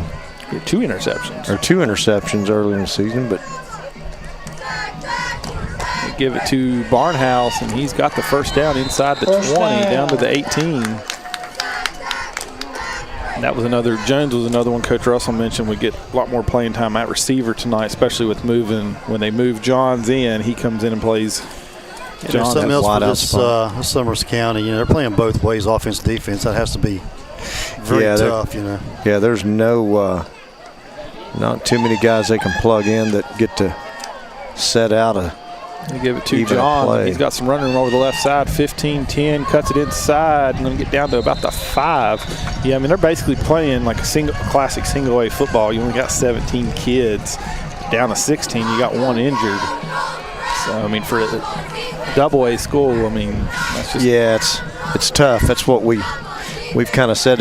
One of the assistant coaches that we know that had said, how you guys get 54 guys to come out on your team? We started with 23. Cash Barnhouse is in the end zone. He cashed that in for 6. 6-4-6 from 6 yards out. 6s are wild. Cash is money. Good to see some other guys get on the action there out of the backfield as Root gave him a break on that drive. Yeah, Trail's doing a good job of spreading it around. A lot of guys getting in on the action here on offense. Let's see what Shrewsbury does on this. Shrews with this one. He's gave us a little bit of everything right now. Oh, snap wasn't the best. Kick is up, but the kick is good. He hit the market side again. It looked like everybody was moving early, but no flags on the play that we thought we'd have seen a flag. But there's still time. Wait, we got to wait. You thought there should have been a flag? Wait 20 seconds, and you might get one. Yeah, it looks like there's not going to be any flags now. So, well, I don't know. We're not in the clear yet. But so with 4:48 to go here in the first half, Midland Trail leads 35-0, and for the second time tonight, they got back-to-back touchdowns with Summers County ever touching the ball on offense on those squib kicks that are just very tough to handle for the Bobcats. Yeah, it was huge for Trail because you saved your defense some series there, and you put your offense right back out there that was starting to hit its stride anyway, and now they're just kind of keeping on, and yeah, I'm kind of excited to see this kickoff every time because you don't know what's going to happen. Yeah, it's kind of, I mean, it's a little risky there. If they do field it, they're going to get pretty They'll good have field good position. Yeah. But percentages right now, it's right. It's a your chance favor. you got to take because you're cashing in, and everybody on this receiving team up front and even on the second line is, thinking hopefully this ball don't come to This me. one's sitting square, so you don't know where it's going, and it's straight up the middle. It's going to the sideline again, and finally picked up. The guy closest to it just kind of slow rolled, and he slowly got out jogged of the way. up to it, but yeah, I thought that was maybe going to have a chance to be recovered again. So maybe it's 35-0. They're like, well, let's not kick that. If you recover it 30, 40 yards down the field, that is what it is. Right. So a little bit of sportsmanship maybe playing the part there. Right. But it's still a first half. I mean, there's some things you need to work on. You still got another half of the season. And kickoff coverage has been a little spotty at times this year. So yeah, it is one of the things in their game that they've it hadn't been looked exactly lights out all the time. So it's a bad thing to find some stuff. Lambert kicks it to the outside. He tries to give a stiff arm to Johns, and he's going to have good pickup here across the 35 to the 37. So give him about 6 or 7 there. He said it's very hard to spot. Then they're going to mark him back down to 36.5. So we were lucky enough these first 4 games of the year we're on turf. We'll only see a game one more time this year in the regular season, not on turf when we go to James Monroe's. Your next to your other away game, you got 3 home games left on turf, and then you got 1 at Greenbrier West on turf. Handed off to Lambert, and he's going to have the first down across the 40 to about the 43 with 4:02 to go here in the first half. And Lambert with a good pickup there. Yeah, it's kind of the exception, not the rule now with the turf fields. It used to be you played down at Valley back in the day, and on Tech's field, it's like, we get to play a game on turf, and then maybe if you go to Laidley, if you didn't play on Laidley or down at Tech, that's the only time. And now it's like, it's a grass field once or twice a year. Gilmer's had it for a long time too. Yeah. And in Summersville, he stumbles his way through. We're going to get a flag on the play. Yeah, Summersville got it, I believe, back in the about mid 2000s or so. It might have. It's a little later than that. Yeah, it was. I thought it was. Well, no, I guess it was grass in the 80s, and then I thought it was earlier. I thought it was. Maybe it was. Maybe late. I mean, they're on there. I know they're at least on late 90s. They just got it. They redone it a few years ago. Right. Yeah. Dead ball. Illegal procedure. Legal procedure on Summers County. Too many men in the backfield. On the offense, 5-yard penalty. Replay. Second down or first down. This will be 1st and 15. Ball goes back to the 38. So stay tuned at halftime. We'll take a quick break, and we'll come back with the Dr. Bruce Cass's halftime show, as we'll have some stats from the first half and look around from some scores around the area and state. So Rick mentioned we got viewers in Tennessee. We got some folks from long distance, I'm assuming, tuning in. We appreciate everybody listening and watching tonight. Fakes it to Lambert. Franklin's going to keep it. And we're going to get another holding as he hit the hit the player. I don't know if it's on fit. Maybe he wanted to remember who the number was on, so he hit number 52. Let's see if he calls out 52. He may be the culprit there.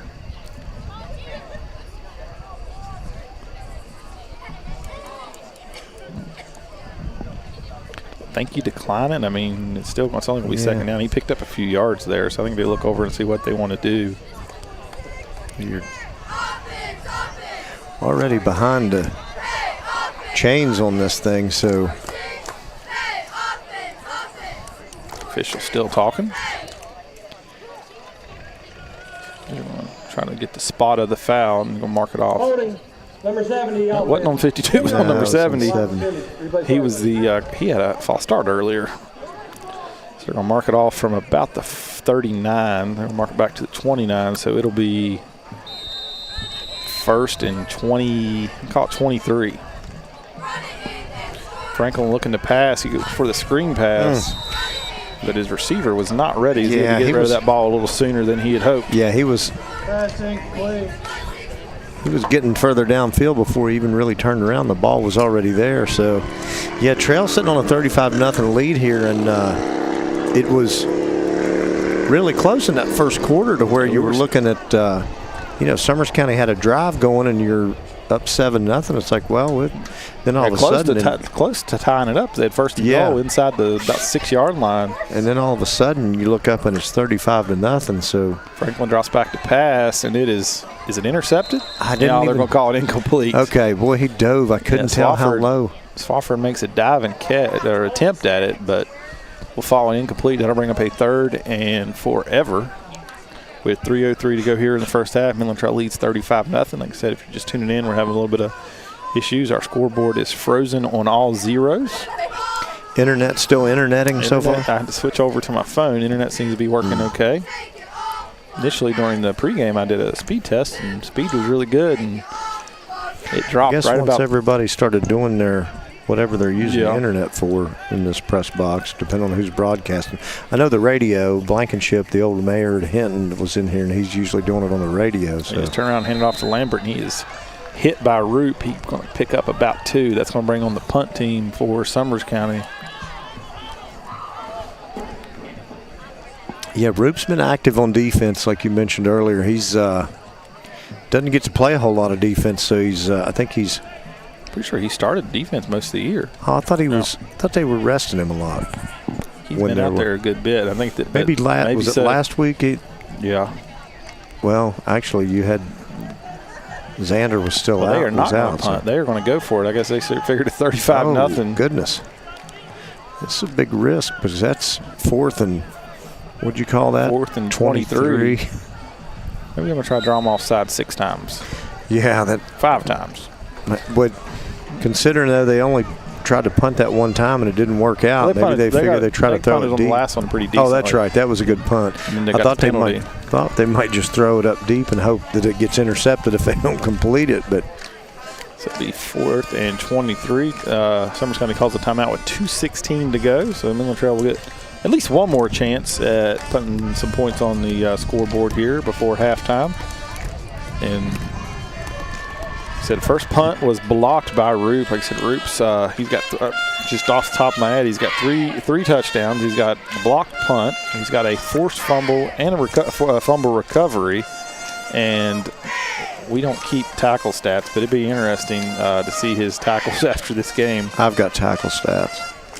We'll call it Roop's got 12 I think and a half. And you may be underestimating it, I think, if you say 12 and a half. Yeah. He's got almost all of them, I think. We'll see what if they after the timeout, if they elect a punt or still going to go for it. And you wouldn't think. I mean, you're almost. I mean, with 2:16 left, you got to think if you give the ball to Trail, it would almost be a guaranteed touchdown if they did anything with it. But they are going to punt here. If you're Trail, I can't imagine they put a whole lot of rush on it. And they come out of the timeout with only 10. I got to get another guy in there. That's and look like that might have been an equipment situation. Kick is pretty good kick. Might get a roll too. Johns is going to return it, I believe. He picks it up at the 36. Watch the block in the back. And a little awkward tackle there. Face mask or just a arm around the neck? Yeah, arm around the neck. He returns kind of weird for about 13 yards. He gets it out to the 48. So Midland Trail will have the ball near midfield here with 2:06 to go in the first half. So do you just lay on the running game and try laying on the running game and just running it has been kind of where you're generating some offense. Come out on first and second down. I mean, I understand it's 35-0, but Midland Trail needs to work on this pass game as much as they can. They haven't had many opportunities this year. Yeah, so you maybe see a couple of runs and then they might air it out for a third down. So Johns and Swofford to the left, Johnson and Foster to the right. Defense late they getting lined up. They do give it to Roop, and he's got the first down and all the way down across the 30. Yeah, Roop's kind of a home run hitter where I thought he had a chance to break that one. So give him 25 there. Yeah, that was Rama number 10, easy pickings there as they were running players on late, and that left side was wide open. Right, the late player, the latest one to get set was going on that right side of the defensive line, and it's right where Roop took it. So Dickerson dropping back to pass. He goes to Foster, and it's just a little underthrown. He had Foster open, but he underthrew it. It's going to be incomplete with 1:44 to go. Be 2nd and 10. I thought Foster might come up with it as he slid down there, but it was a little bit low, just a little bit behind him, but they are trying to spread it around some, so. We've had passes thrown to at least 5 different receivers. Yeah. Brings Johns in motion, they give it to him. He gets a good block from Roop, but maybe too good of a block from somebody else. Yeah, that definitely Johns gets it down to about the 21, but there is a flag. Late flag. Another late flag. That was after on the fact. Yeah, that was in This is going to be 2 different penalties. One's going to be after. It was in on a pile up on the tackle that somebody was saying something or doing something, but from the looks like it may be on Johns. If that's the case, we're going to be looking at a very long 2nd down here. So I believe they'll tackle on both these penalties. I was going to say that if that's, because that's going to probably be a dead ball. That's going to get assessed out now. We'll wait for the call. Like I said, I think refs have been mic'd up a few times at home, but they have not worked properly. Yeah,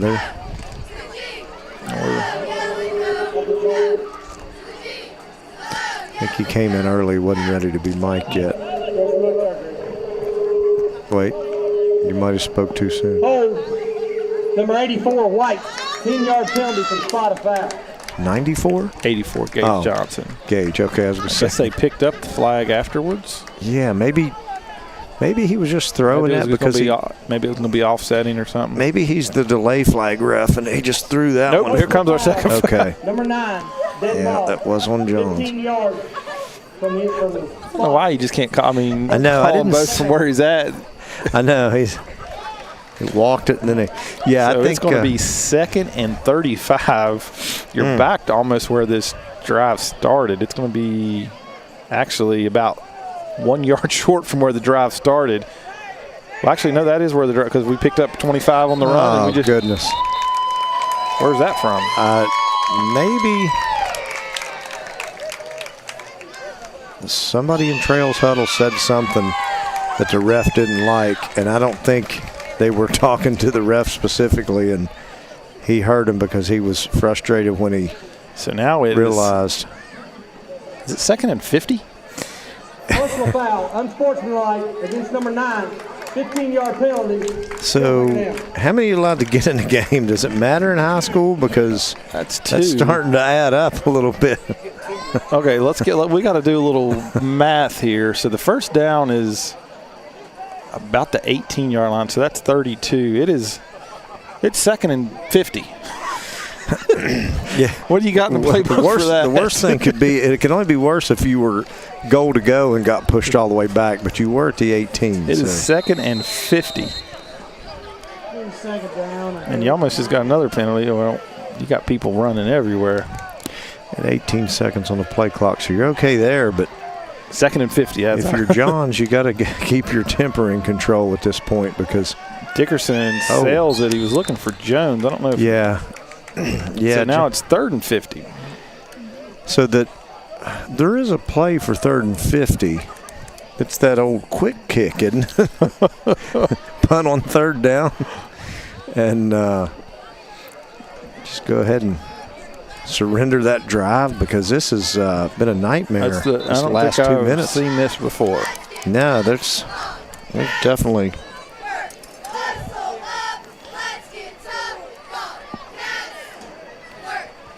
going backwards is the theme on this one. So you're going to have trips to the left. You got Aiden Foster at the bottom of the screen. And they're going to throw a quick screen out to Swafford as he looks to pick up some blocks. Trying to use his speed and Still space. on his feet, but he gets brought down from behind. He gets it to about the 49. So call it a 12-yard pickup.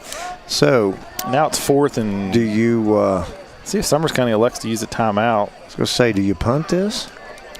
Or is Trail? You could run it all the way down and call a timeout. There's about a 15, 16-second discrepancy in the play clock. I don't know. The Trail's not going to go for this. They are going to go for it. Just drop back and throw it up and see what happens. Yeah, with 30 seconds, under 30 seconds, nearing 20. Why not, right? So Dickerson drops back. He throws it up. He's got Jones open. Oh, what a collision. Oh, he dropped it. Thought he had it. I'll tell you, he took Wouldn't have been a bad arm punt there. Both those guys took big hits. And, yeah, at first I thought Jones came up with it. Then I thought it got intercepted, but then I saw it hit the ground.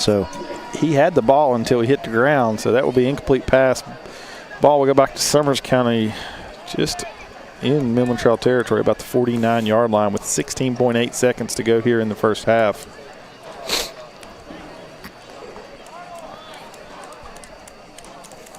That play to Johns that started all that down here, that was a receptor. It was a penalty. It never happened.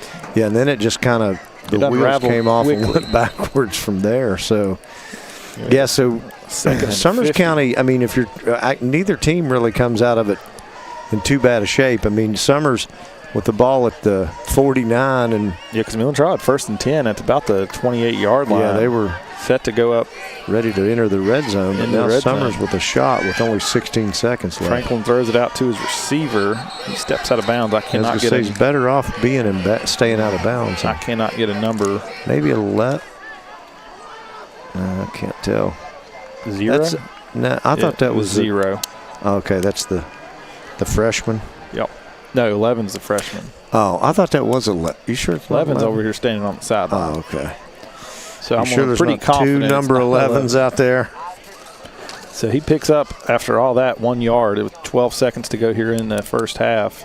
So stay tuned for the Dr. Bruce Cassis halftime show as we tally up some stats from the first half here and look around at the scores around the state and area.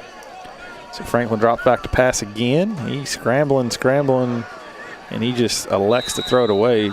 Goes off the fingertips of Coach Jeremy Moore. I think he could have made a better effort. Yeah, he was a lineman. National Guard.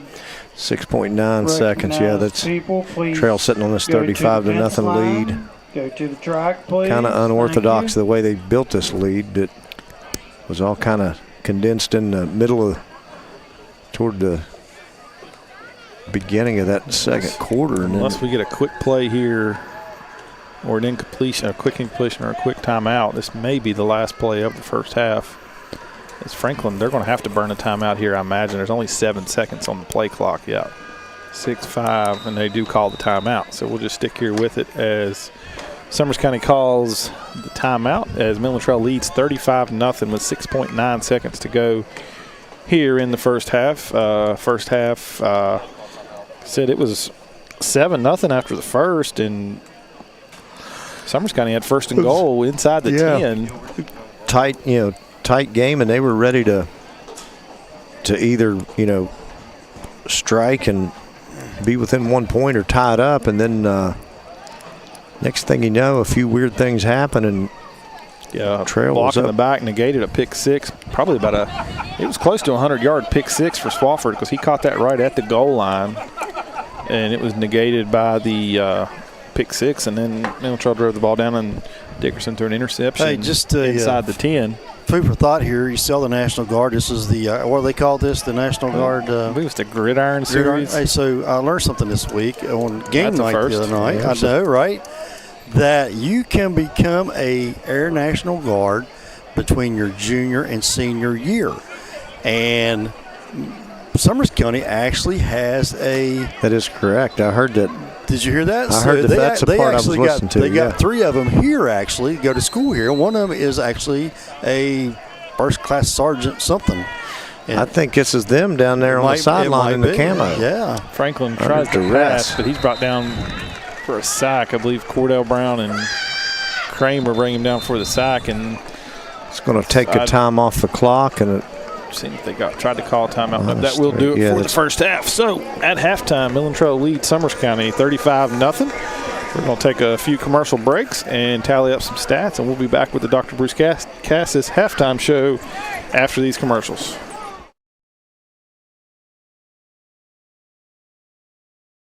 Have fun. Hey, remind me about that party again? And adults make choices whether to talk about it. That's true of parents and every other trusted adult in a kid's life. Kids want to know our expectations, and they want honest answers in everyday conversations. So talk with your kids and help lead them on a positive path, because when you talk, they hear you. At the Cassis Dental Center, we believe in the total health solution. It doesn't matter whether you have a disease state or a healthy state. We're going to do our very best to diagnose everything that you need to have done. If necessary, we can use our 3D capability. One of the best services we offer at Cassis Dental Center is to control anxiety. The oral sedation helps you to feel like you haven't even been at the dentist office, although you can have a lot of dentistry done. We also do general restorative dentistry, which includes fillings, extractions, root canal therapy, implants, and dentures. One of the most unique services that we offer is the ability to have same-day crowns performed. It's quite rewarding to see families grow. That's worked for us for over 3 generations now. Changing someone's life by improving their smile is very satisfying. Flat Top Fridays is a proud sponsor of Midland Trail High School Athletics. Flat Top Fridays is located at 2278 Old Court Street in Fayetteville. Flat Top Fridays offers regular cuts, specialty cuts, straight shaves, and much more for all ages. Call or text us at 304-640-3725 or 304-237-0251. Flat Top Fridays, a proud sponsor of Midland Trail High School and our student athletes. In the ever-changing world of website design, the things that people need, the things that people look for, those website norms, they're ever-changing. In many organizations, we're getting to where we don't necessarily have specific departments internally to do those things. When you hire a Cucumber Company, you get that internal team feel. You get experts that are within hand's reach. So whether you're looking at a website project, videos, audio-visual support, I highly recommend Cucumber Company. We all want our kids to grow up safe and healthy, so we show them how, and we tell them with honest conversations that let them know what we expect. That's especially important when it comes to alcohol and other drugs. Kids need to know the dangers and how to avoid them. And when it comes to pain medications, opioids, they need to know that they should never be taken without a prescription and never shared with friends or family. It's dangerous and illegal. So talk with your kids, because when you talk, they hear you. Lighthouse Worship Center is a proud sponsor of Midland Trail Middle School and high school football and all of our student athletes. Lighthouse Worship Center, a Bible-based, Bible-believing church where we can learn together, worship together as we do life together with the direction of God. Lighthouse Worship Center, 1175 Smales Branch Road in Hyco. Call 304-658-3370. A proud supporter of Midland Trail Athletics. Southern Sons Demolition and Lawn is a proud sponsor of the Midland Trail Patriots. Southern Sons offer a variety of outdoor services such as excavation, lawn care and landscaping, tree removal, material delivery such as mulch, stone, sand, and more. Serving Fayette, Nicholas, and Raleigh counties. Licensed and insured. Choose Southern Sons to bring out the potential for your outdoor oasis. Give us a call at 304-575-0050 or 304-658-8182. Be sure to like us on Facebook. Southern Sons, a proud supporter of your Midland Trail Patriots. Right Now Medical Center proudly offers school-based health and behavior health in many of our area schools. If you or your child needs health care or counseling services, please give us a call for more information. Right Now Medical Center, excellent health care right at home. Direct Choice Pre-Owned Auto Sales is a proud supporter of all of our area middle school and high school athletics. Direct Choice keeps a huge selection of cars, trucks, and SUVs with some of the best prices in southern West Virginia. Credit problems are no problem. We have several lenders for your financing needs. Direct Choice Pre-Owned Auto Sales, 4631 Robert Seabird Drive, Beckley. Or shop 24/7 at directchoicewv.com. Direct Choice Pre-Owned Auto Sales and your student athletics. A winning combination. We all make choices about alcohol. Kids make choices whether to drink or not. Bye, Dad. Bye-bye. Remember, I'm going to Alex's party tonight and sleeping over. Have fun. Hey, remind me about that party again? And adults make choices whether to talk about it. That's true of parents and every other trusted adult in a kid's life. Kids want to know our expectations, and they want honest answers in everyday conversations. So talk with your kids and help lead them on a positive path. Because when you talk, they hear you.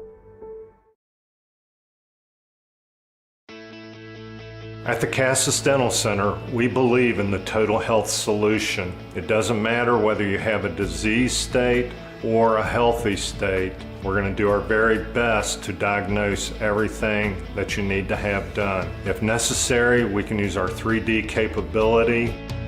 One of the best services we offer at Cassis Dental Center is to control anxiety. The oral sedation helps you to feel like you haven't even been at the dentist office, although you can have a lot of dentistry done.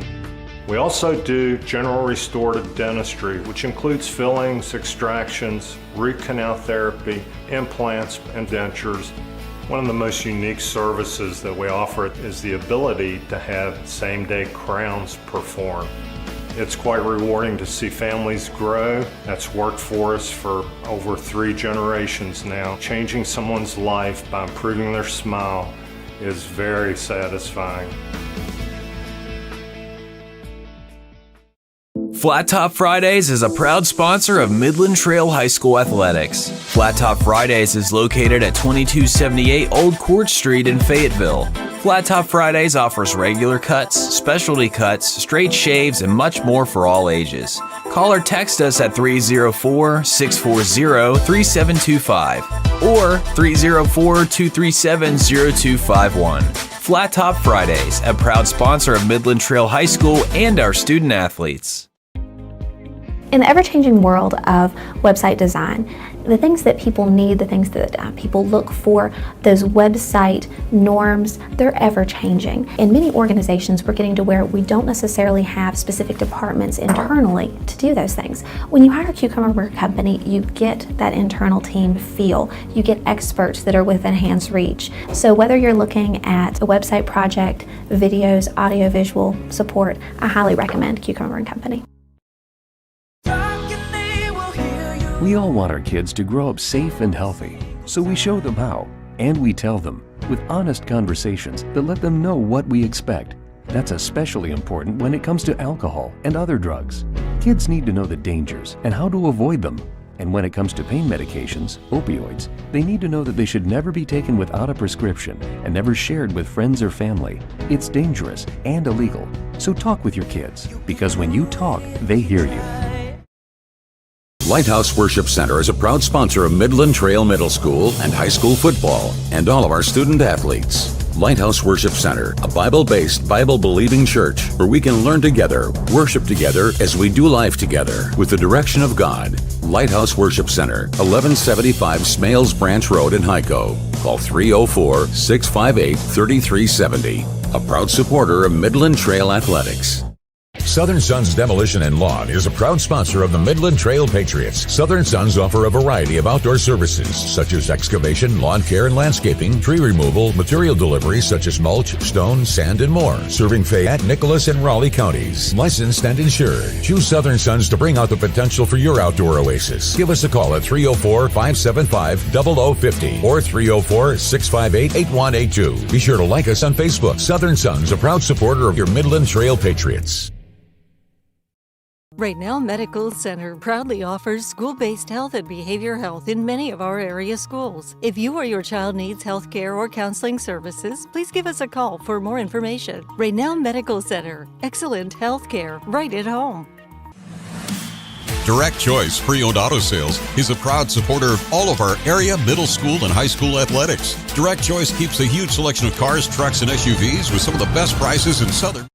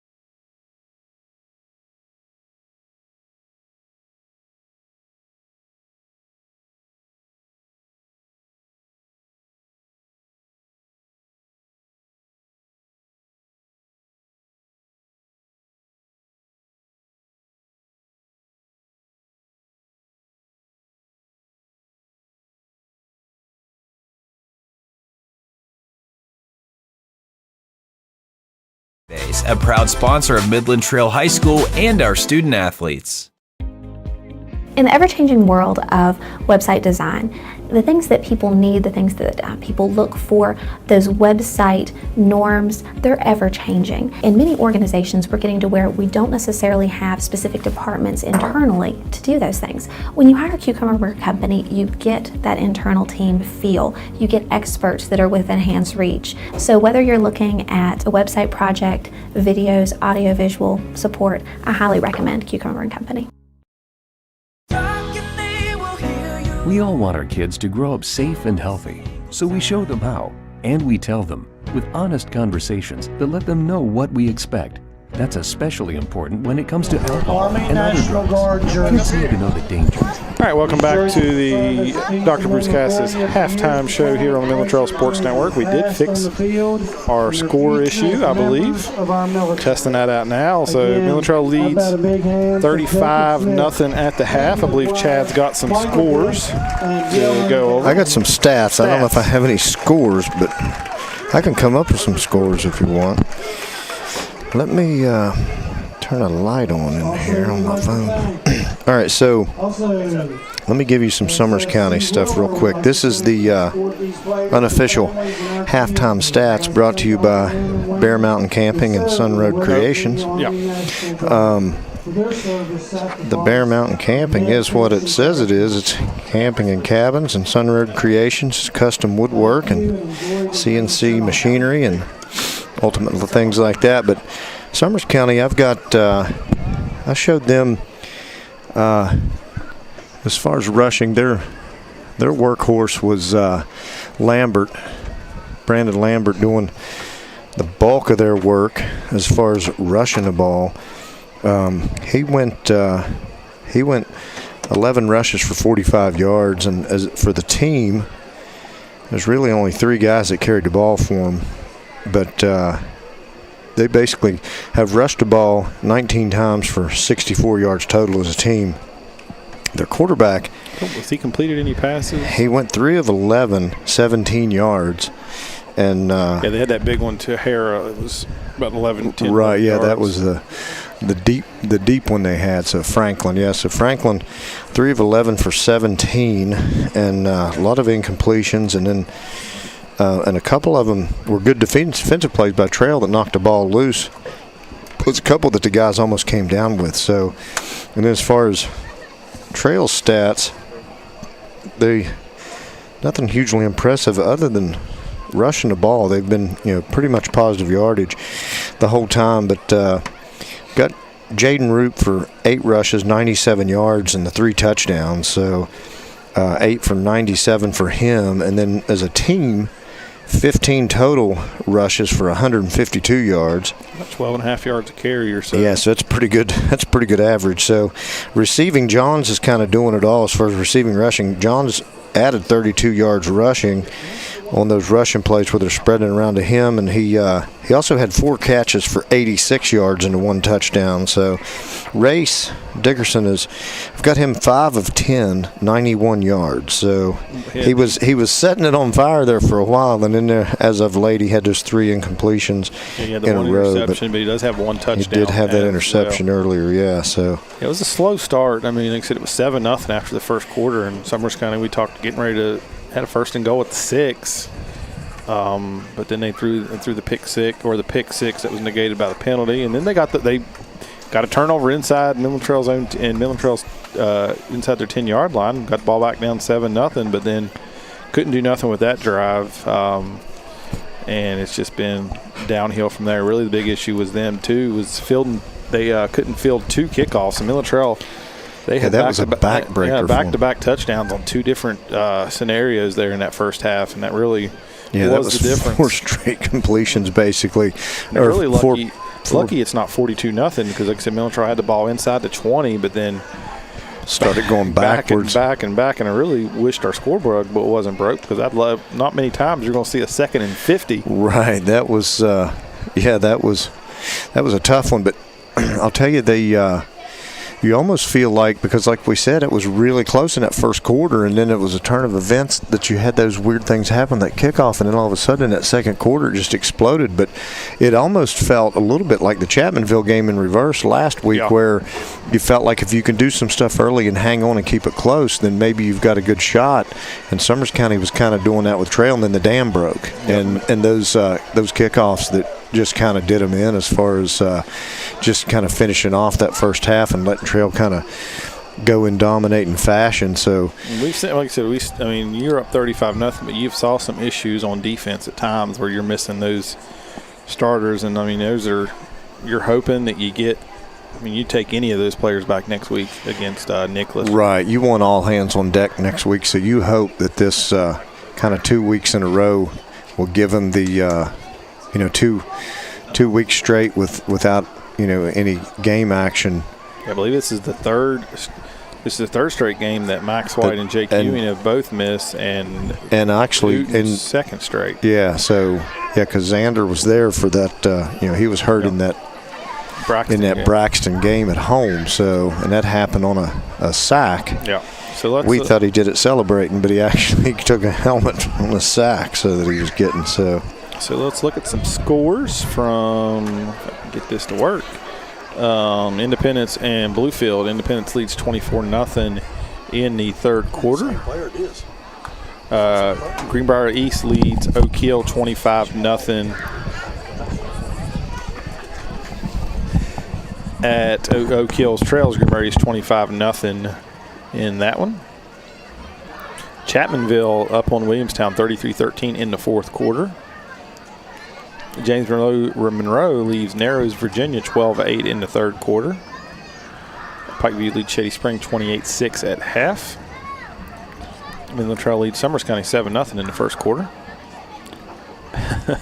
Roane County and Braxton County. Roane leads Braxton 38-13 in the fourth. Brooke leads Lincoln County 28-0 in the third quarter. No score from Buffalo and Liberty Raleigh. Wheeling Central up on Perry Academy, Pennsylvania, 34-0. No score from Meadowbridge and Valley Wetzel. Man leads Greenbrier West 14-0 at the half. Pocahontas leads Richwood 41-0 in the third quarter. That's basically everything from around the area. So we're going to take a quick break. We are almost set for the start of the second half. Appreciate everybody tuning in here on the Dr. Bruce Cassis halftime show. We will be right back after these commercials. You've been listening to the Cassis Dental Center Halftime Report, brought to you by Dr. Bruce Cassis. Remember to schedule your appointment today by calling 304-574-0424 or online at www.cassisdentalcenter.com. You've been listening to the Cassis Positive Path, because when you talk, they hear you. At the Cassis Dental Center, we believe in the total health solution. It doesn't matter whether you have a disease state or a healthy state. We're going to do our very best to diagnose everything that you need to have done. If necessary, we can use our 3D capability. One of the best services we offer at Cassis Dental Center is to control anxiety. The oral sedation helps you to feel like you haven't even been at the dentist office, although you can have a lot of dentistry done. We also do general restorative dentistry, which includes fillings, extractions, root canal therapy, implants, and dentures. One of the most unique services that we offer is the ability to have same-day crowns performed. It's quite rewarding to see families grow. That's worked for us for over 3 generations now. Changing someone's life by improving their smile is very satisfying. Flat Top Fridays is a proud sponsor of Midland Trail High School Athletics. Flat Top Fridays is located at 2278 Old Court Street in Fayetteville. Flat Top Fridays offers regular cuts, specialty cuts, straight shaves, and much more for all ages. Call or text us at 304-640-3725 or 304-237-0251. Flat Top Fridays, a proud sponsor of Midland Trail High School and our student athletes. In the ever-changing world of website design, the things that people need, the things that people look for, those website norms, they're ever-changing. In many organizations, we're getting to where we don't necessarily have specific departments internally to do those things. When you hire Cucumber Company, you get that internal team feel. You get experts that are within hand's reach. So whether you're looking at a website project, videos, audio-visual support, I highly recommend Cucumber Company. We all want our kids to grow up safe and healthy, so we show them how, and we tell them with honest conversations that let them know what we expect. That's especially important when it comes to alcohol and other drugs. Kids need to know the dangers and how to avoid them. And when it comes to pain medications, opioids, they need to know that they should never be taken without a prescription and never shared with friends or family. It's dangerous and illegal. So talk with your kids, because when you talk, they hear you. Lighthouse Worship Center is a proud sponsor of Midland Trail Middle School and high school football and all of our student athletes. Lighthouse Worship Center, a Bible-based, Bible-believing church where we can learn together, worship together as we do life together with the direction of God. Lighthouse Worship Center, 1175 Smales Branch Road in Hyco. Call 304-658-3370. A proud supporter of Midland Trail Athletics. Southern Sons Demolition and Lawn is a proud sponsor of the Midland Trail Patriots. Southern Sons offer a variety of outdoor services such as excavation, lawn care and landscaping, tree removal, material delivery such as mulch, stone, sand, and more. Serving Fayette, Nicholas, and Raleigh counties. Licensed and insured. Choose Southern Sons to bring out the potential for your outdoor oasis. Give us a call at 304-575-0050 or 304-658-8182. Be sure to like us on Facebook. Southern Sons, a proud supporter of your Midland Trail Patriots. Welcome back to Midland Trail Sports Network. We're getting set to start the second half here between your Midland Trail Patriots and Summers County Bobcats. So, having the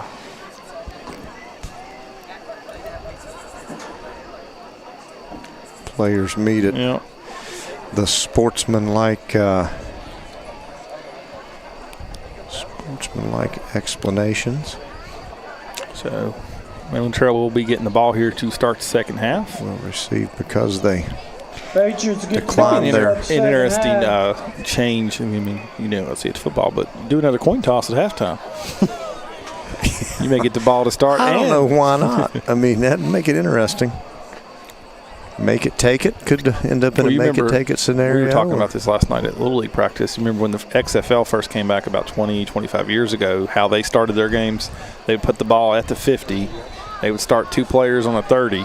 First person to get to the ball, you got your choice if you wanted it or you wanted it. Yeah, that's how they did. I don't remember that. I guess that's why it didn't stick around. It didn't stick around long. Well, the XFL didn't stick around long the first time it came back and the second time it came back.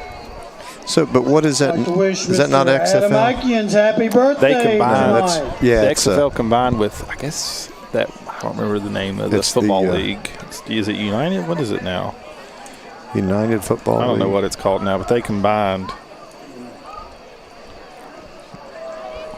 It'll probably overtake that NFL thing. That NFL probably don't have staying power for very long.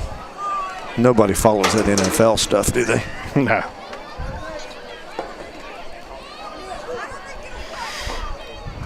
All right. Does Summers County come out and give Trail a taste of their own kickoff medicine? We haven't seen them kick yet, so we don't know. They kick a little high, and it's going to be taken by Foster at the 34. Foster's got a chance. Across the 40. The footballs are flying again out here, and they just hit some drinks on the bleachers. Oh, these are basketballs. No, those are footballs. You need to check your eyes. Oh, no, wait. Is there both? Somebody had a round ball. This one girl caught a.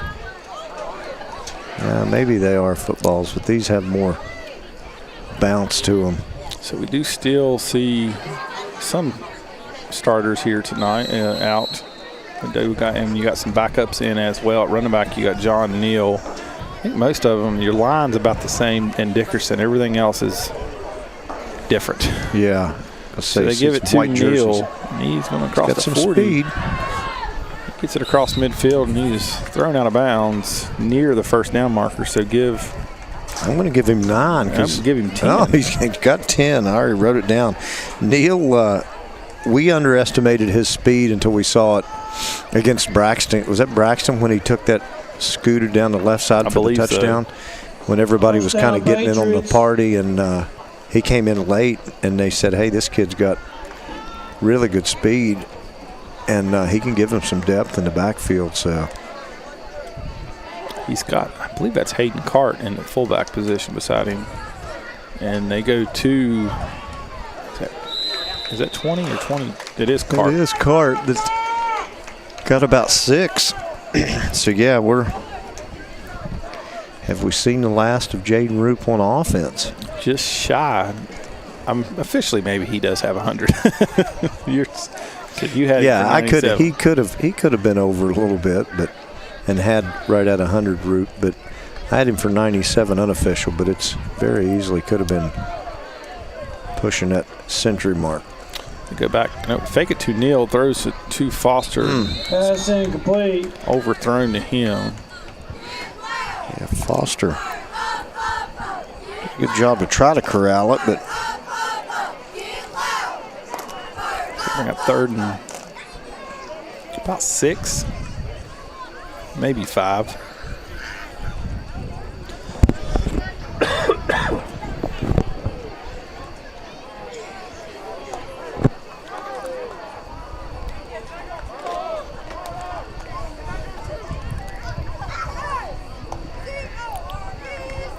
So Neal in the backfield, and Dickerson rolls out.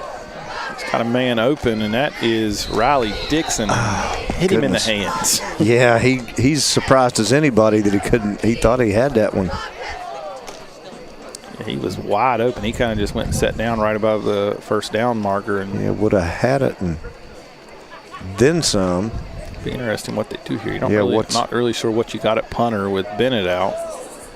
Yeah, that's a good question. Are you going to have to find that out tonight or not? But got to think, being this far over midfield, this is normally a go for it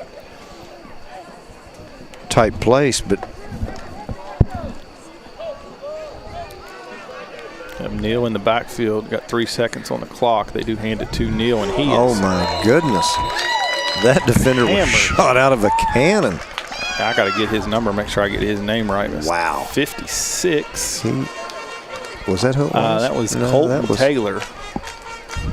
Colton Taylor came unblocked. That wasn't 11? No. You've been asking for 11 for a while, and he ain't even on the field. It wasn't 0? Wasn't 0. Did you put those contacts in or not?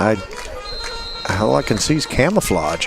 It looks like the numbers are gray now instead of white. Y'all joking aside, did you get your glasses? He had to go back. Yeah, I had to go back.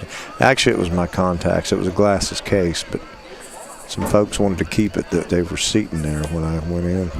And got a penalty before this play gets gone. Could be a false start.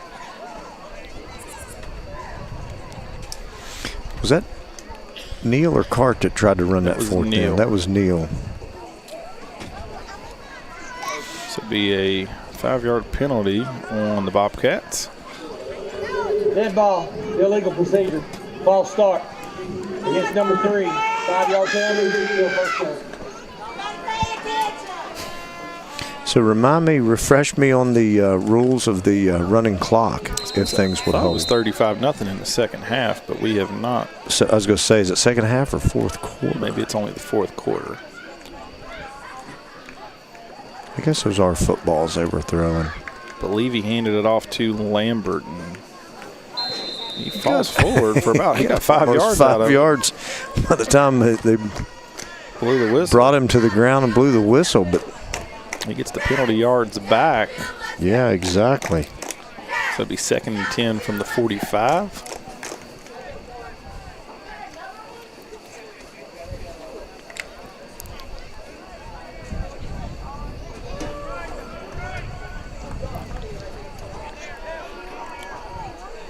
Got a lot of subs in on defense, it looks like.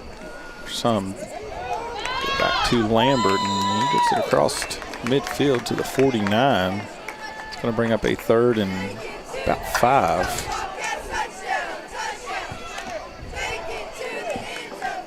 So, yep, they get it to the 49. We'll call it 4, actually. So he needs the 45 of the Patriots.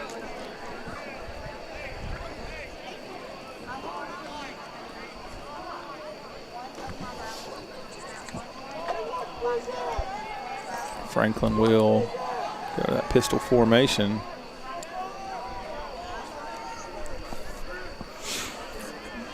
Get to Lambert, and he's going to have the first down.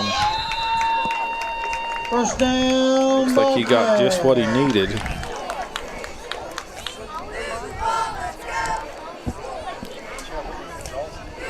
So he gets it to the 45. It'd be 1st and 10. For the Bobcats. I think Summers County's kind of content on establishing a little bit of ground game here and just trying to get something going. Kind of forget about that second quarter that got away from them. So heavy formation to the right. Goes to Lambert again, and Jaden Root throws him to the ground. Talking to their one coach at halftime over here that was up in the box for him, and he said the Meadowbridge game last week went the same way, and he said they've found ways to shoot themselves in the foot all season, and that was kind of the quirkiness of that kickoff return deal and losing those on fumble turnover, and they just yeah, I mean, they created the turnover earlier when it was 7-0, and they gave it right back inside their own 10-yard line, and that's kind of what broke it open right there. Yeah, he said they kind of seemed to find a way to make their own bad luck, and then it just goes downhill from there. And Franklin's going to keep it himself. He's got some run room over the left side, and he's tackled there by Jet Ford. He's going to be just short of the first down and bring up 3rd and about 3. Eli Franklin on the quarterback keeper. Nice Jet Ford closed in quickly from that safety position.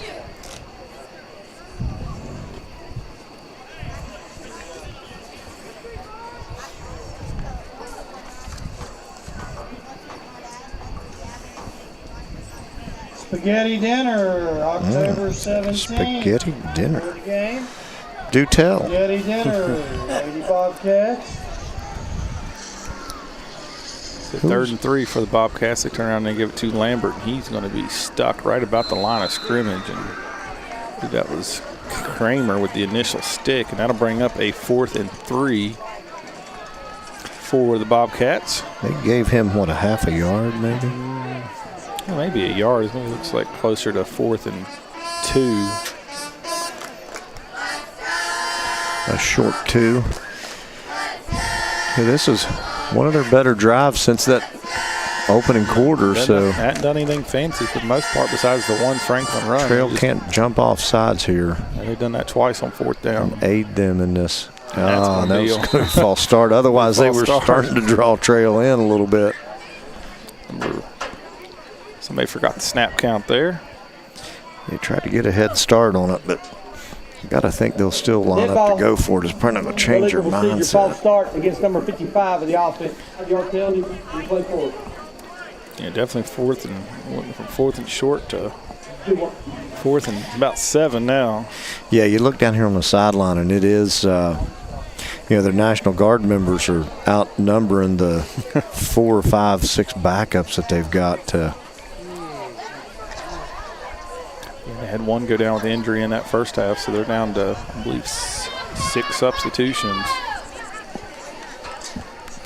So it'll be 4th and 7, and they give it to Lambert, and once again, Root there on the tackle, so that'll be a Turnover on downs. It'll go back to Midland Trail, so they turned it over on downs, and then Summers County turns it over right back to them. With 6:32 to go here in the third quarter. Yeah, good job by Trail's defense that time. They really kind of keyed on that run game, and they. I think I just realized why Dickerson's still in the ball game. His backup quarterback standing beside me right now. Oh, the Swafford kid? Yeah. Yeah, he probably isn't going to be playing backup quarterback then. Okay, they go to Neal, and he's going to be brought down for about a loss of 3. It's a good tackle. Good time to get him down in the backfield.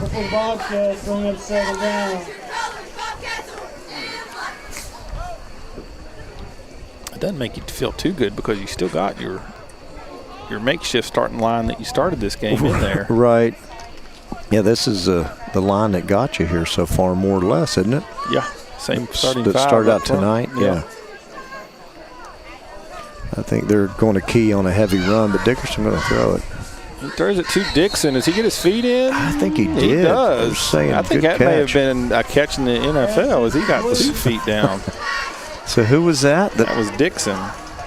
Riley Dixon caught it for about 7 yards, maybe 8. 43? Yep. He's the one that he made up for that drop earlier. That he dropped the easy one and caught the hard one there. They go to Neal, and he's going to have the first down. He gets it across midfield down to about the 46. Yeah, Dixon dropped the easy one earlier that he was wide open on, but he had to. This one he said, I ain't going to let it go through my fingertips anymore, so. Got a cramp on Summers County. They work his cramp out, and he's up and. He's like, man, I'm good. But he's going to have to, well, no, he's got a little. Yeah, got a little hobble there. So it'd be 1st and 10 for Midland Trail at the 45 after Neal picks up the first down.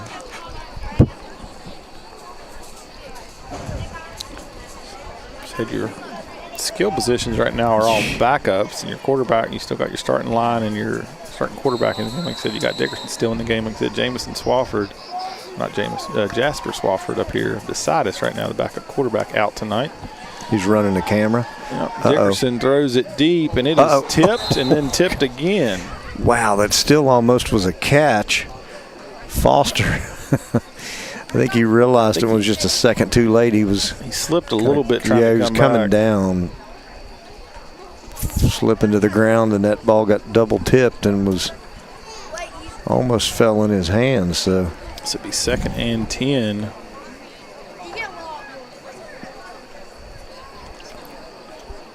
It's a good play. Foster had a couple of steps on the defenders. Ball just came in a little bit low and then got tipped.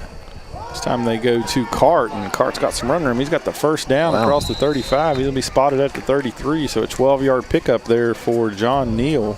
Or not John Neal, Hayden Cart. Hayden Cart that came out of there like a missile. We'll give him 11 or 12 on that. Give him 12. I don't know whether they got. Yeah, we'll give him 12. We'll be generous. He was running hard, so showing off some speed there. Keeney is a wideout out here. Is that who? Ben Keeney down at the bottom of the screen. The Ben man. Send Foster in motion. Dickerson dropping the pass, looking for Foster on the wheel route, but he goes inside to Ben Keeney. Keeney with a little stop and grab and then take off again. Give him 6:15. 16. Pass complete to number 48. About 20 yards. Kenny. First down, Patriots.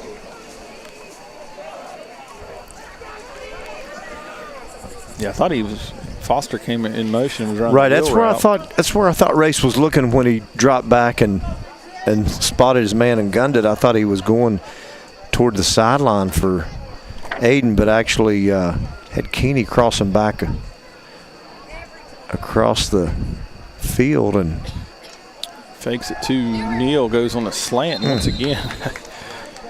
They're trying to hook up. He's been trying poor to hook up with Foster, man. all night. He can't get he's like, I can't get a good ball to come to me. And you got to think they're going to find him here because he's been open.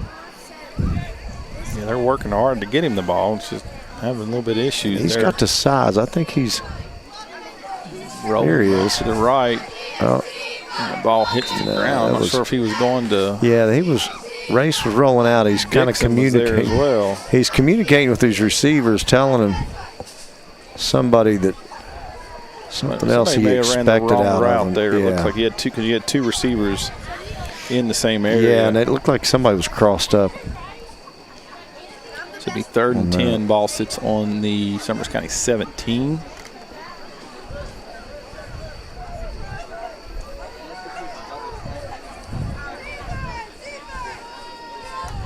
Dickerson dropbacks again. He throws it to Foster. And goodness. Pass it was a little high, but Foster had a good shot at it. I thought he was going to come down with it, and then it just kind of came in a little bit weird where he was twisting around to try to get trying to locate it. Yeah, if that ball was thrown a little bit more inside, that's probably 6. Yeah, that was a pretty set good up a shot at it. 4th and 10 from Summers County 17.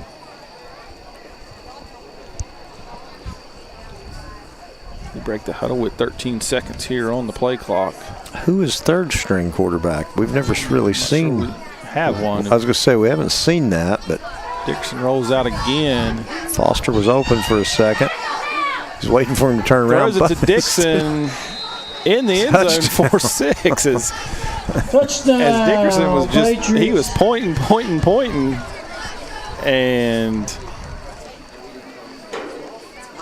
and Dixon catches it for 6 from about 17 yards out. 17 yards out. Dixon, we said, was number 43. Is that right?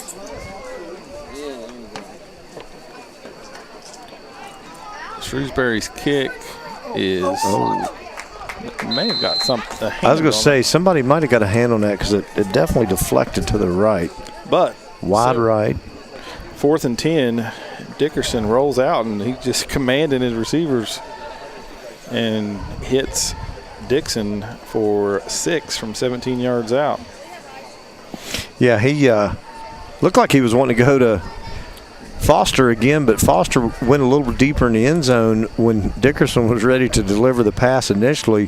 Foster still had his back to him, but then by that point, Dixon had came open over near the pylon, and then Dickerson just kind of pumped and held it a second and then let it go and delivered a good pass. So that drive ultimately ends in points, which was good to see after that last drive stalled out on down. So yeah, I'm good to see a lot of those young guys getting some work in there.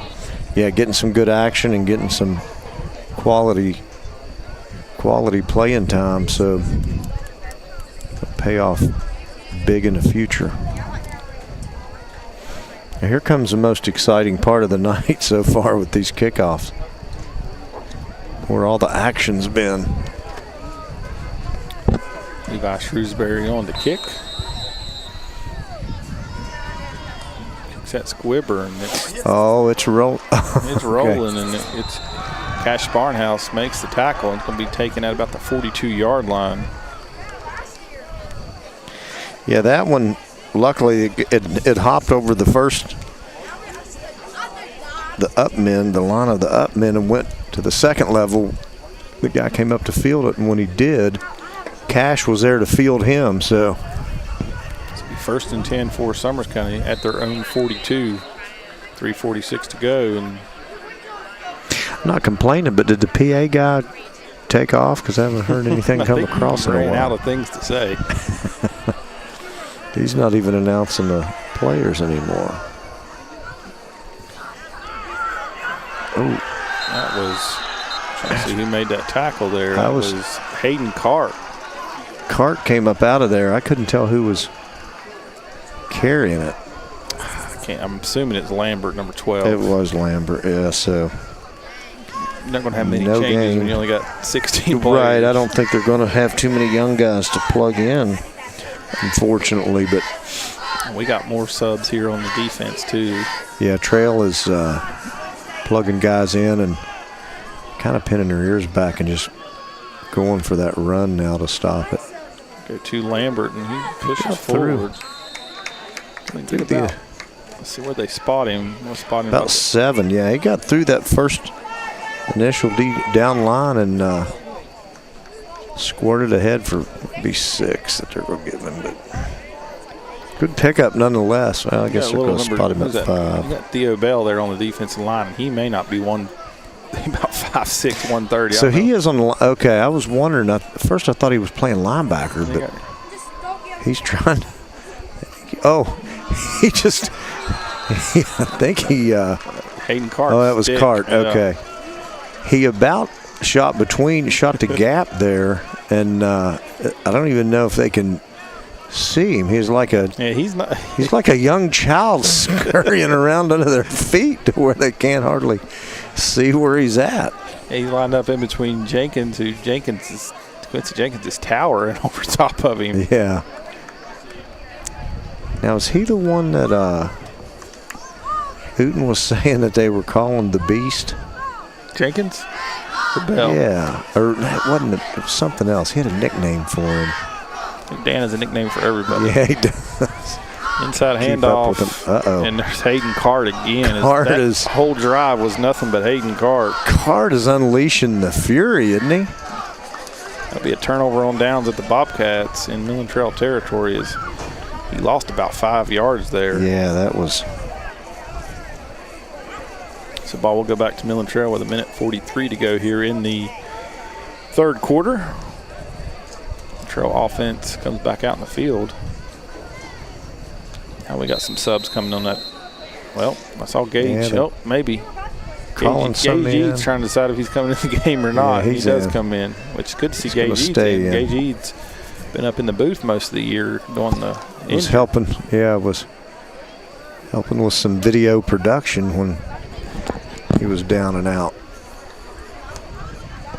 Handed off to Neal, and he tries to get the edge and hurdles a player laying on the ground and picks up one. I think he knew he had big yards if he could have got over that defender, but the defender reached up and just did enough to trip him and kind of spun out right there, and they only got about a half a yard on that. Got another sub coming in on the line. Number 65 is not on my roster.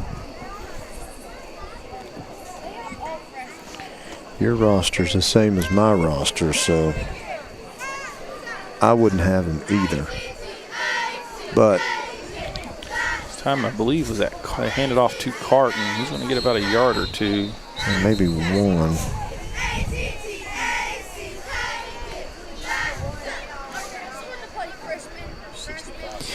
Yeah, they're just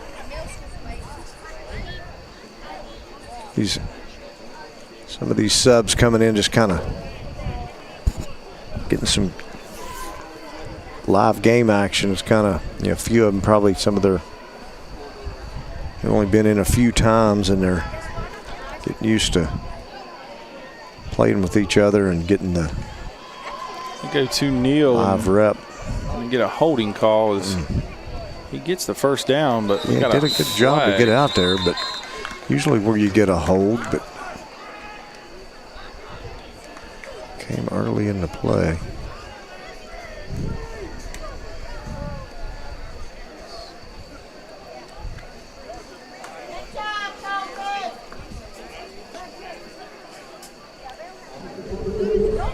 Holding, number 85, the offense. So it wasn't 65 I was seeing, it was 85, Lucas Young, and he gets, unfortunately, going to get the penalty call there. Yeah, that's a tough one because Neal had picked up a few yards, but kind of comes with some of that youth sometimes. Third and about 19. Low snap, Dickerson rolls out, throws it to 85, and it just out of the reach. He had him wide open in flats out there, but it just kind of brought it in hot, and it was just a touch high. Be 4th and 19. What do you dial up here? Do you look at punting? No, race is coming back. So I think the punt team has been called off for tonight. 8 seconds in this third quarter left.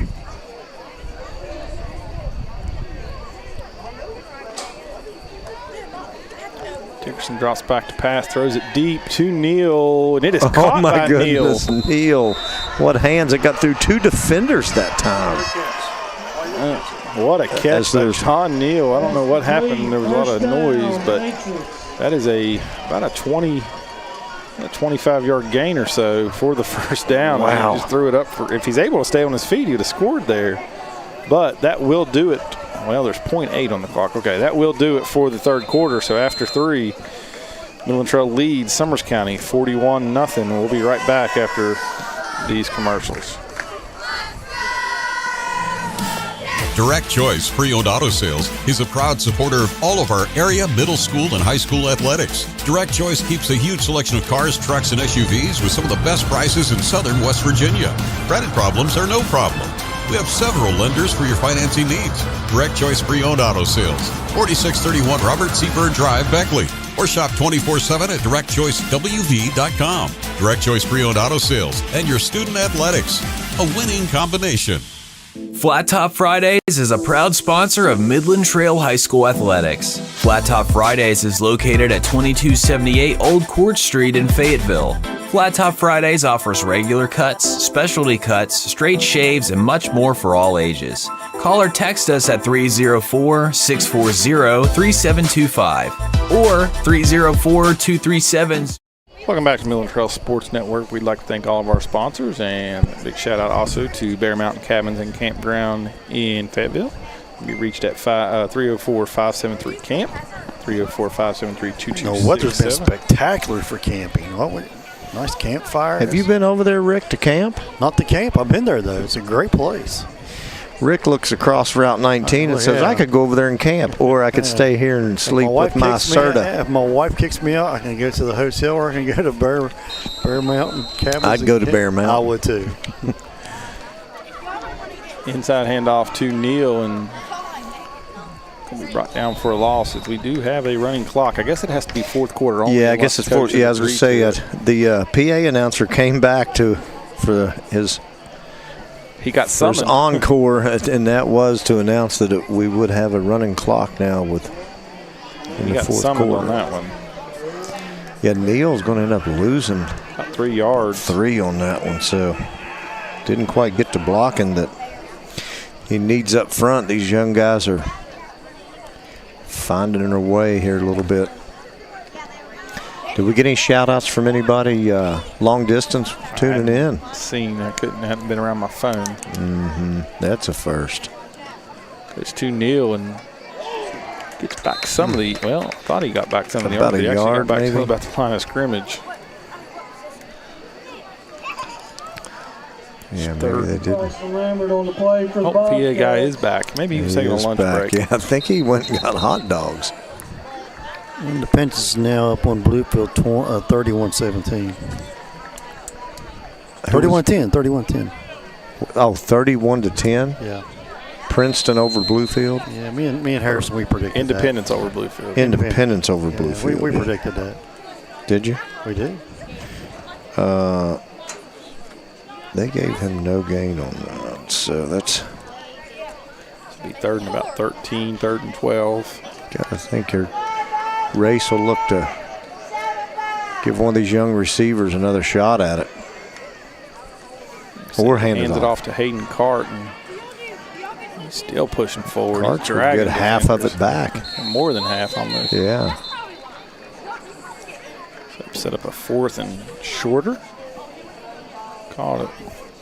Cart's got good speed. He's looks like he's got decent balance, and be 4th and 5. Trying to see who's lined up in at fullback now. There's a different player. I can't see a number. Olivia Lane to the press box. Looks like number 33. That is Holden Grimmett.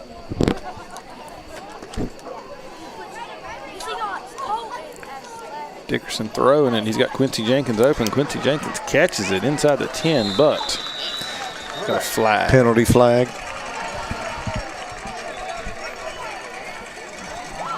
They wanting to wind this clock. Ref's like, it's time to get out of here. He made sure he didn't stop the clock on the penalty. So we'll see if this negates it.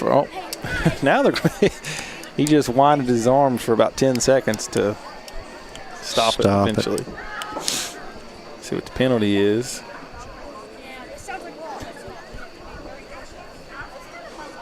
already walking it back. I don't know. Is it had a legal man downfield maybe? It's about got to be ineligible. Ineligible downfield against White, number 85. 5-yard penalty. Replay. Yeah, there wasn't too many things that could be there, so. All right, so. Negates a big pickup to Jenkins. It'll bring up a 4th and. Back to 10, 11. 10 or 11. 11. Well, that's right in Trail's wheelhouse of what they like to pick up. Go to Neal here again.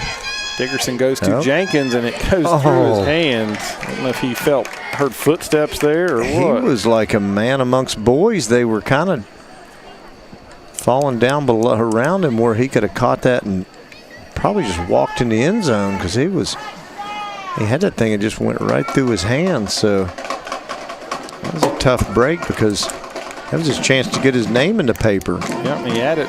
Picked up the first down, and then it was negated by the ineligible man downfield. So Summers County will get the ball back here, 1st and 10 at their own 27.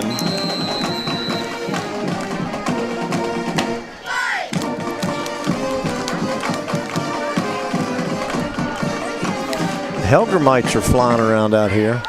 The bugs don't look as bad as they usually are. No, I don't know.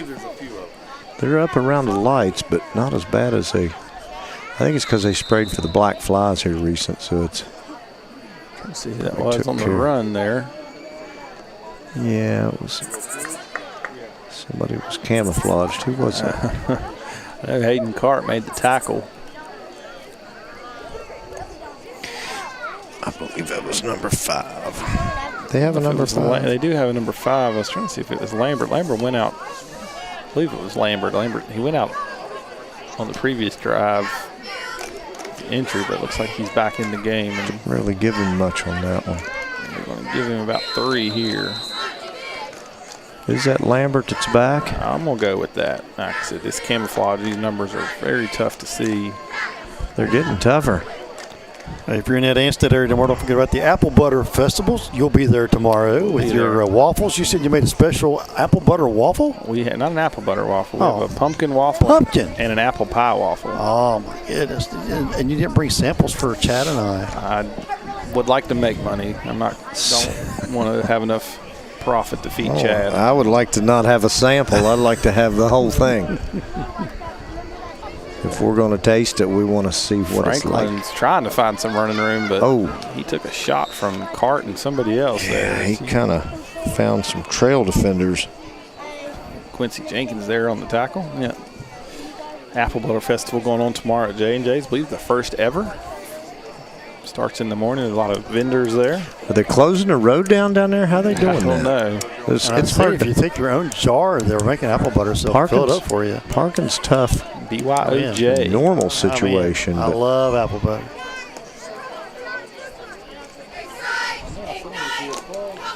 And we're going to have a punt, I believe. Maybe if we get enough men on the field. I don't think they're going to get this off. So you got guys running off or got guys running on. And they get it off. High snap. Low kick. We'll see.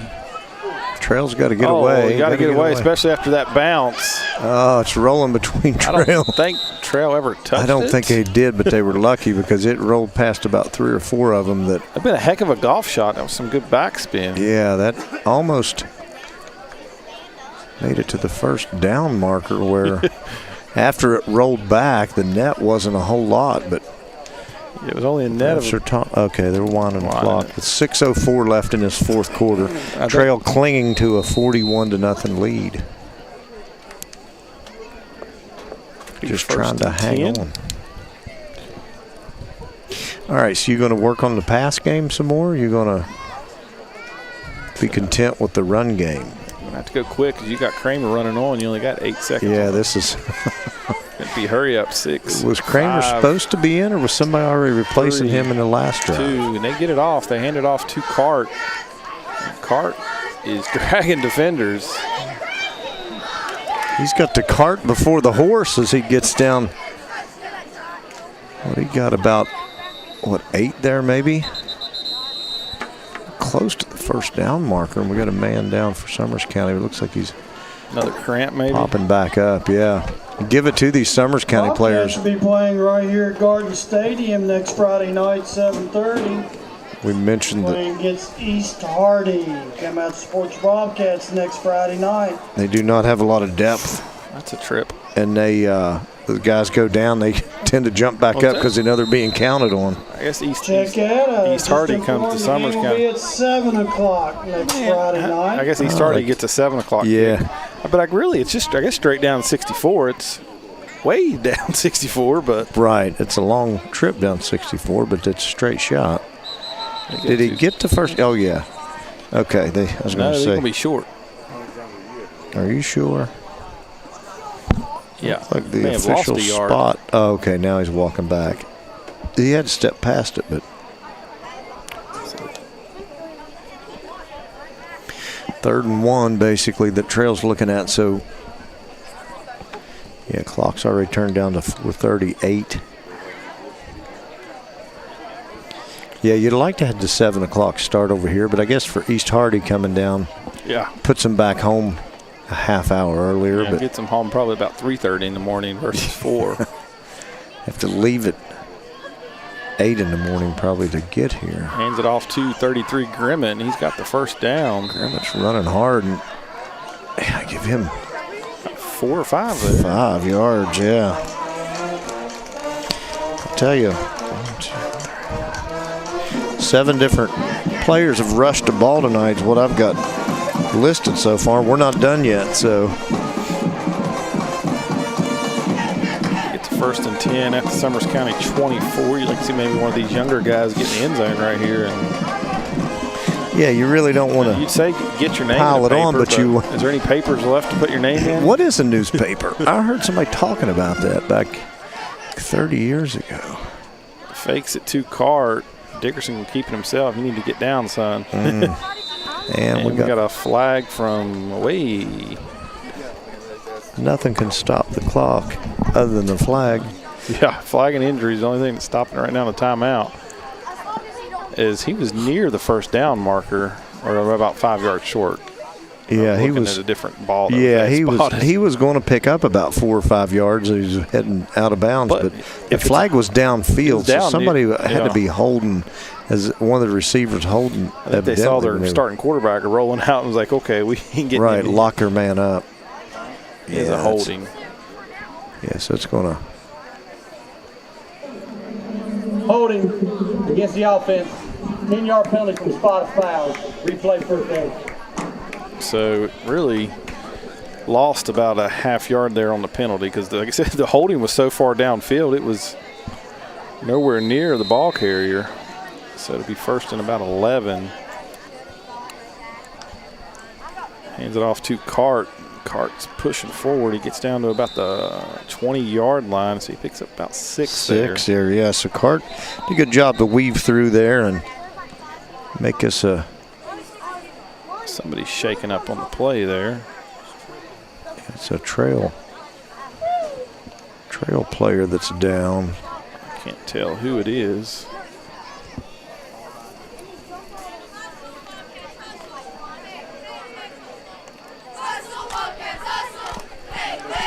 So appreciate everybody tuned in tonight here in the Direct Choice Pre-Owned Auto Sales Game of the Week. We'll be back in action next Friday for homecoming. Midland Trail will play host to Nicholas County, the Grizzlies. Nicholas County sitting at 2-2. They had a bye this week after their big win over Lincoln. Get an extra day of rest. They played that game on a Thursday, and he said Midland Trail is going to have their work cut out for them, and you're hoping that you can get pretty healthy before next week. That was Grimmett shaking up there on the play. Maybe he got rolled up on.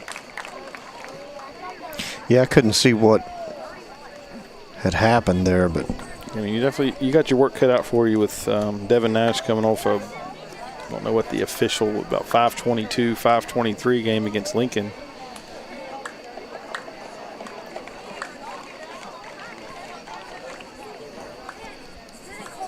It is homecoming, so it's a 7:30 kick. We may be a little earlier with I don't know what all the pre-game festivities are for homecoming and the halftime stuff. They give it to Neal, and he's not able to take the handoff, and I don't think So that a fumble? Yep, it was a fumble.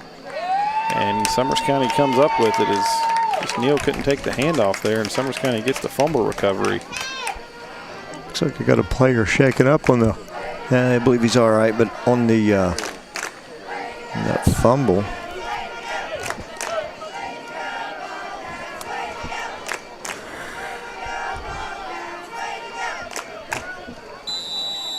And we're going to get a timeout. So we're going to take a quick timeout with 2:22 to go here in the ball game. Montreal leads 41-0. We'll be right back after these commercials. When it comes to vaping, the truth can get clouded. So let's make it clear. Vaping is not safe for youth. Because vaping can put microscopic particles into your lungs. And dangerous things like metals into your body. And nicotine, which can harm a person's brain development through their mid-20s. With appealing flavors, high nicotine levels, and lots of promotion on social media. Many kids think vaping is harmless, but it's not. So talk to your kids about the risks of vaping. Because when you talk, they hear you. Flat Top Fridays is a proud sponsor of Midland Trail High School Athletics. Flat Top Fridays is located at 2278 Old Court Street in Fayetteville. Flat Top Fridays offers regular cuts, specialty cuts, straight shaves, and much more for all ages. Call or text us at 304-640-37.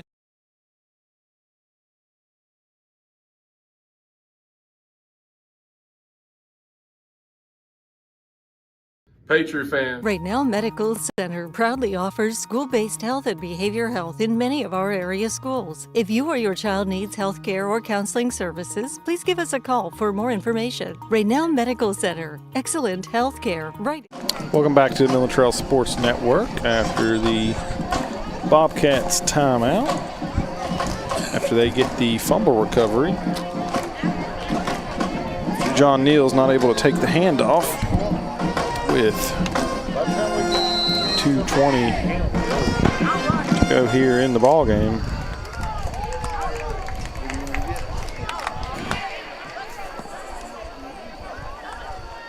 Franklin hands it off to, there's your number 11, Chad.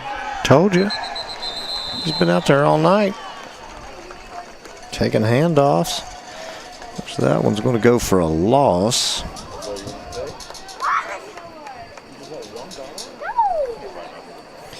That one's going to go for about a loss of about 3 or 4. 3.5. About 2 or 3 more plays left here in the game, I would imagine. Barring any weird stoppage. So if your trail, you did what you wanted to do. You come over and got to win, got some guys in, and hopefully get some guys healed up. Number 11, Hara, gets his lost yardage back and then some. So he picks up about 4 there. It's going to bring up 3rd and 9.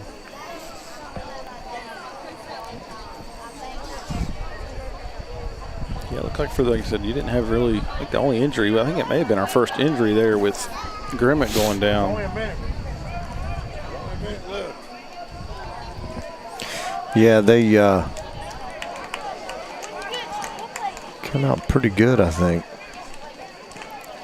for the most part. This is number 5 in now at quarterback. Yeah, he's got some speed. Got the sideline and gets it across midfield. That is Cody Snavely. Snively? That's what I thought it looked like when I saw it earlier.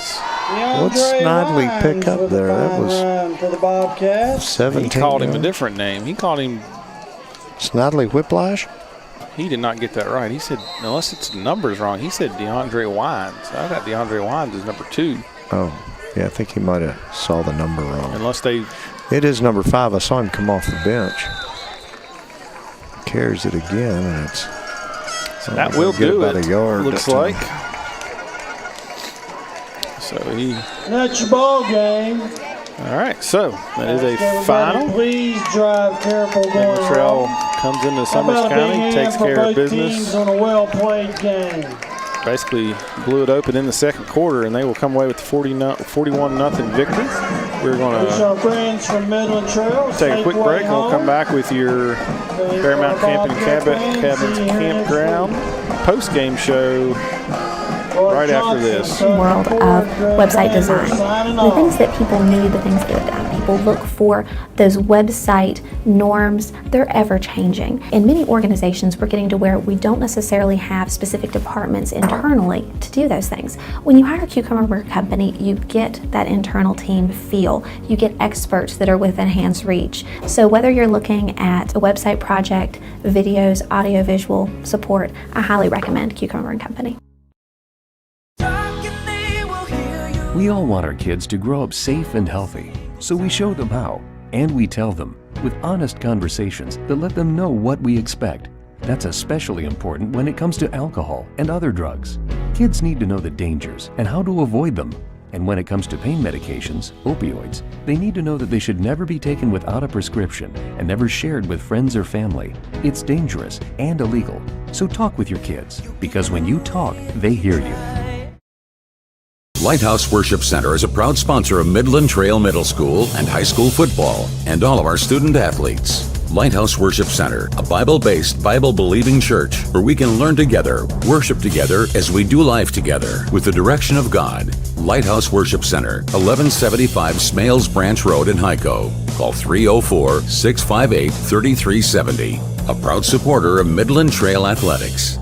Southern Sons Demolition and Lawn is a proud sponsor of the Midland Trail Patriots. Southern Sons offer a variety of outdoor services such as excavation, lawn care and landscaping, tree removal, material deliveries such as mulch, stone, sand, and more. Serving Fayette, Nicholas, and Raleigh counties. Licensed and insured. Choose Southern Sons to bring out the potential for your outdoor oasis. Give us a call at 304-575-0050 or 304-658-8182. Be sure to like us on Facebook. Southern Sons, a proud supporter of your Midland Trail Patriots.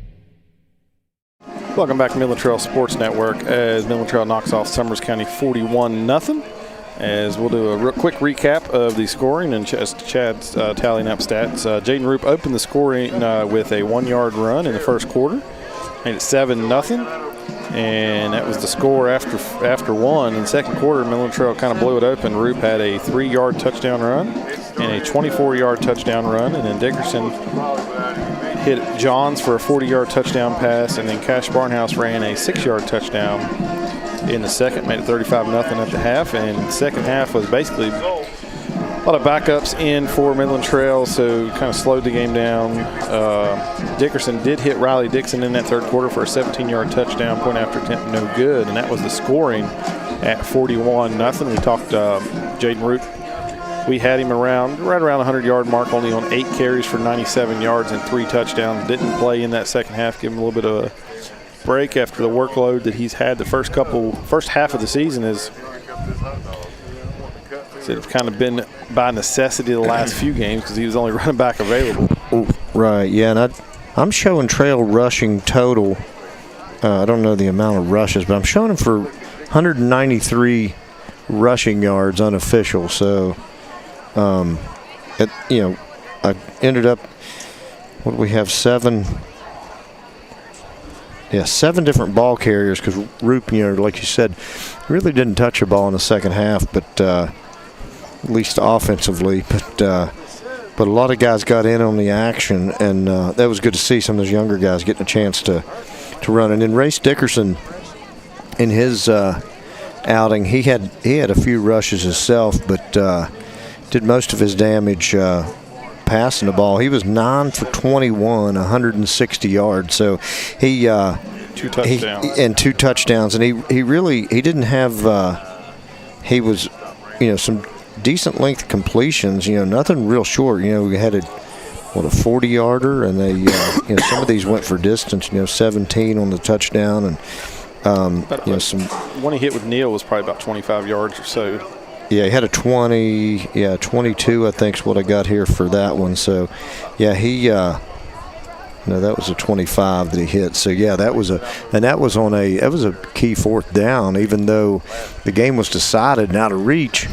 That was good to see. You convert that long pass for a first down. So, but nonetheless, you got a lot of guys some extra experience, and you got some guys some rest, and Coach Moore's got him, the coaching staff's got him out there rallying up, and Summers County kind of, they're rallied up over here, and they, like we said, they're in a little bit of a tough spot because they don't have a whole lot of depth. But these kids are doing their best as they're out here competing, and they played a good game. I know they had some mishaps last week against Meadowbridge, but it was a good, clean game. There was a lot of flags, but for the most part, just it was pretty good sportsmanship, and it's always a good time to come over this way and play this game. But it's unfortunate that Summer's just in a position where they don't have a lot of guys out for the team right now. So yeah, you came in, you took care of business. It looks like for the most part you came out with no more injuries for the most part. You got Grimmett banged up there at the end, but said you moved 4-1, but you got a big game on tap this coming Friday. Last game right before your bye, and it's very. I mean, Nicholas kind of sitting at 2-2, but they've taken two tough losses early on in the season. They lost Chapmanville. Pretty good fight against Chapmanville, 24-12. So you can kind of look at a score and base it off that. It's going to be a tough matchup, and especially with the way your injuries are. You've got, just be honest, you have a pretty good chance. You're going to have to get healthy, especially on that defense, because Devin Nash is going to be a load coming down. He's going to be tough to handle. Coming off that big 500-yard performance on the ground and 7 touchdowns. Yeah, you're going to know what they want to do. You're just going to have to try to line up and slow him down. I don't think you're going to stop him by any means. Yeah, you just have the players available. Getting Jake Ewing back would be huge. He was basically the main part of that defense first 2 games before he was injured. Having a pretty good start to senior year. Xander Uten as well, who I believe was sitting about 7 or 8 sacks through the first 3 games, and he's missed the last 2 with an injury. So then you got Weiss. I don't know what the status of Weiss is. He was on crutches tonight, so it's almost, you see him on crutches. I don't know if that's precautionary or it's going to be tough to be back next week. And then Max White as well. Max White went out in that second game. That's another key part of your defense. And then, defense aside, those are all your other running backs that you can give Roop that break every now and then, turn around and hand it off to Weiss or Max White. So, right, we saw Weiss have a couple of really big games from that running back position. So, yeah, it'd be great to get all those guys back and healthy, but you won't really know until it's probably going to be a game time decision on a lot of them. Yep. So you hope you have a good week of practice, but we will be back on the air next Friday at home against Nicholas County for homecoming. So Midland Trail moves to 4-1. I believe Summers County falls to 0-4. And that will do it for us this evening. For Chad McHugh and Rick Lewis, I'm Justin Harrison. We will see y'all next week. Good night. To the Midland Trail Sports Network and your Direct Choice Pre-Owned Auto Sales Game of the Week. Direct Choice Pre-Owned Auto Sales, conveniently located at 4631 Robert C. Byrd Drive in Beckley, West Virginia. Direct Choice Pre-Owned Auto Sales, a proud supporter of our student athletes. Cucumber and Company. Thank you for joining us on the Midland Trail Sports Network. We'll see you next time.